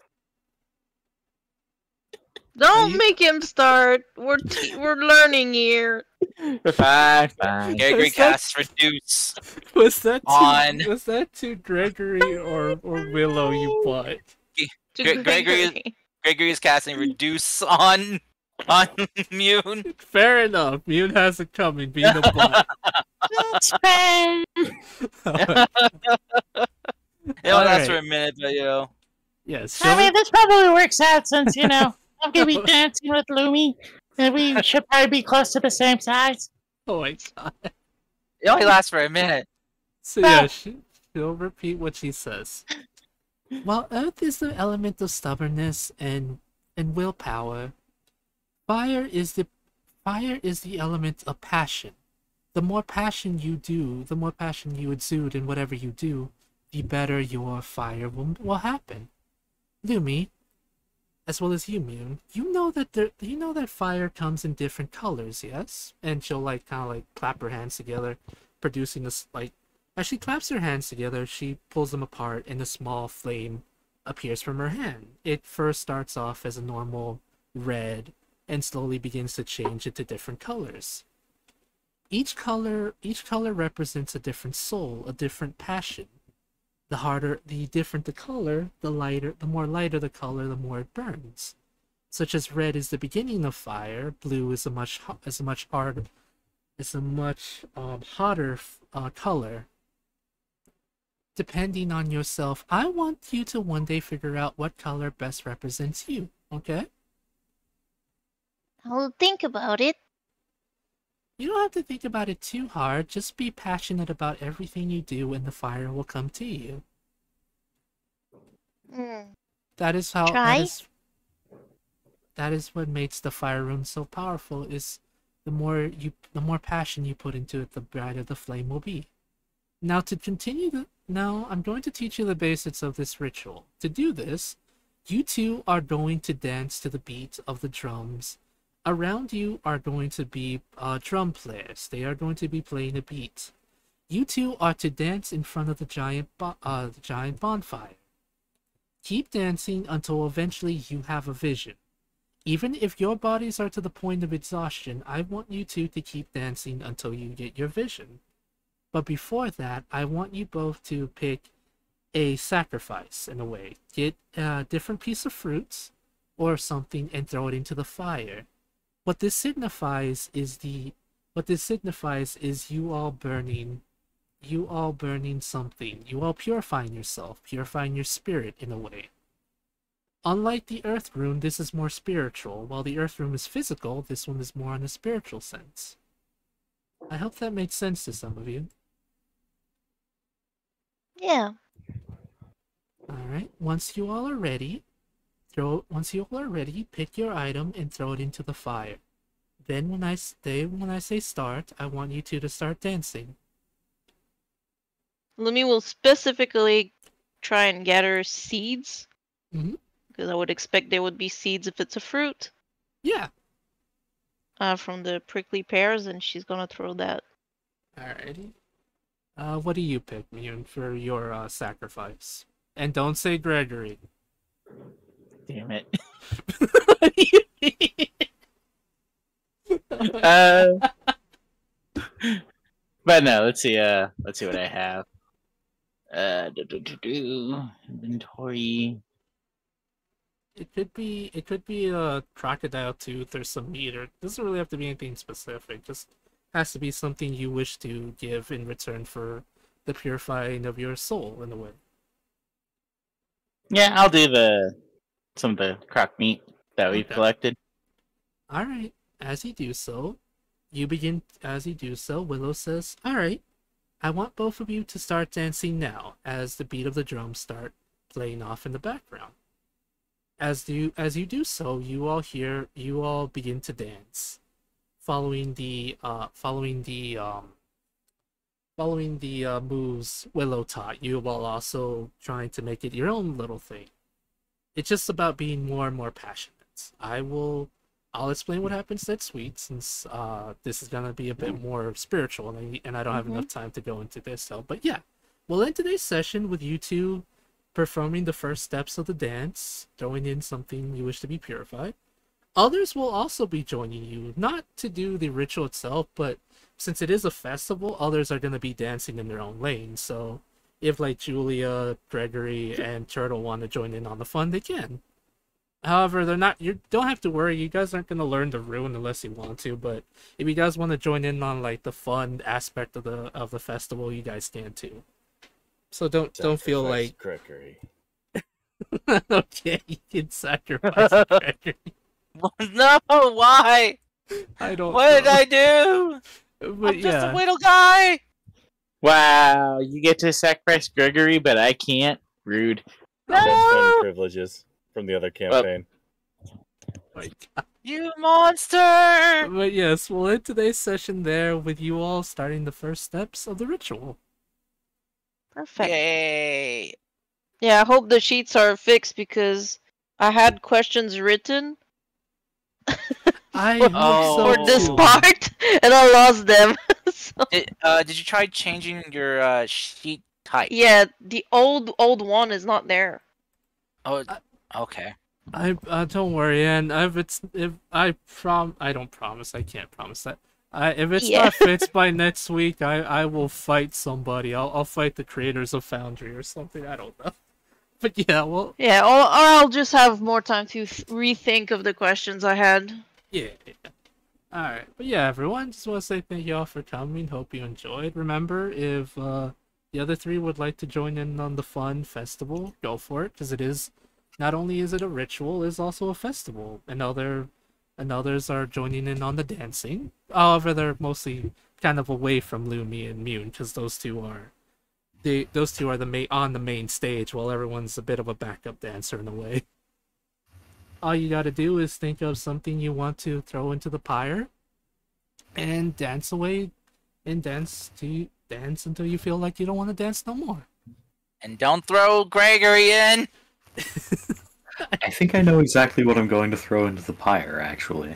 Really? Oh. Yeah. I actually looked up some stuff about about fire dancing, because I wanted this to be like very spiritual. There are certain cultures that have done different versions of it, and most of them have to do with, and most of like what I've read ties into the fact that it's done as more of a cleansing of your soul, or spiritually cleansing of your soul kind of thing. But yeah, I thought it was nice. Yeah, Yeah. I'm excited for that. Yes, so yeah, we'll see what happens with Mune and Lumi later. Hopefully the sheets Yep. will be working by then, because if not, I'm gonna fight. I don't know who, but I swear I'm gonna fight someone, sirs. And, Throw them so, hands. yes, I'm gonna throw the maddest of hands. for someone to raid before it gets any later, and then I forget. Who can I raid? Yeah, guys, I hope y'all enjoyed. I thought it was fun. I was not expecting the crocodile, who, when I saw them, I'm like, hey, this looks like a really cool monster, to literally roll extremely bad. And then, It happens. and then just get bodied the way it did. I know it happens, but God, it got so bodied, it hurts.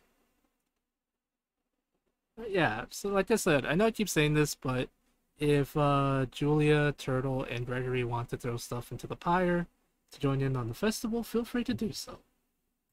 I'm not sure what Gregory would sacrifice. It can be like something that matters to him, or it could just be like a seed or a piece of wood he got from That's the town. literally why we gathered those things, so don't feel like you have to. Yeah. You You could, know. or if you have like a crocodile scale or something, it's just about throwing. It's just about adding on to the pyre itself. It's more like a spiritual meaning than an actual like physical meaning, Karst. Yeah. That's why I had you guys gather stuff, so you can use that as a sacrifice in a way. Alright, let's see. What can we... Decorate Shia, they're doing a apparently they're doing a podcast right now. That sounds like fun. Alright, let's rate the ever so lovely Shia, the halfling dragon. She's neat. Alright, everyone, just want to say thank you all for coming. Hope you all enjoyed. I know I did. It's been really silly and fun, and besides the technical issues, hopefully the mods will work next time. Because everything will run more smoothly. Smoothie? I don't. What kind of smoothie? I have no idea words. What are words? What are words? Have a good smoothie, everyone. You bye. Bye. Bye. Alright, Like in happy?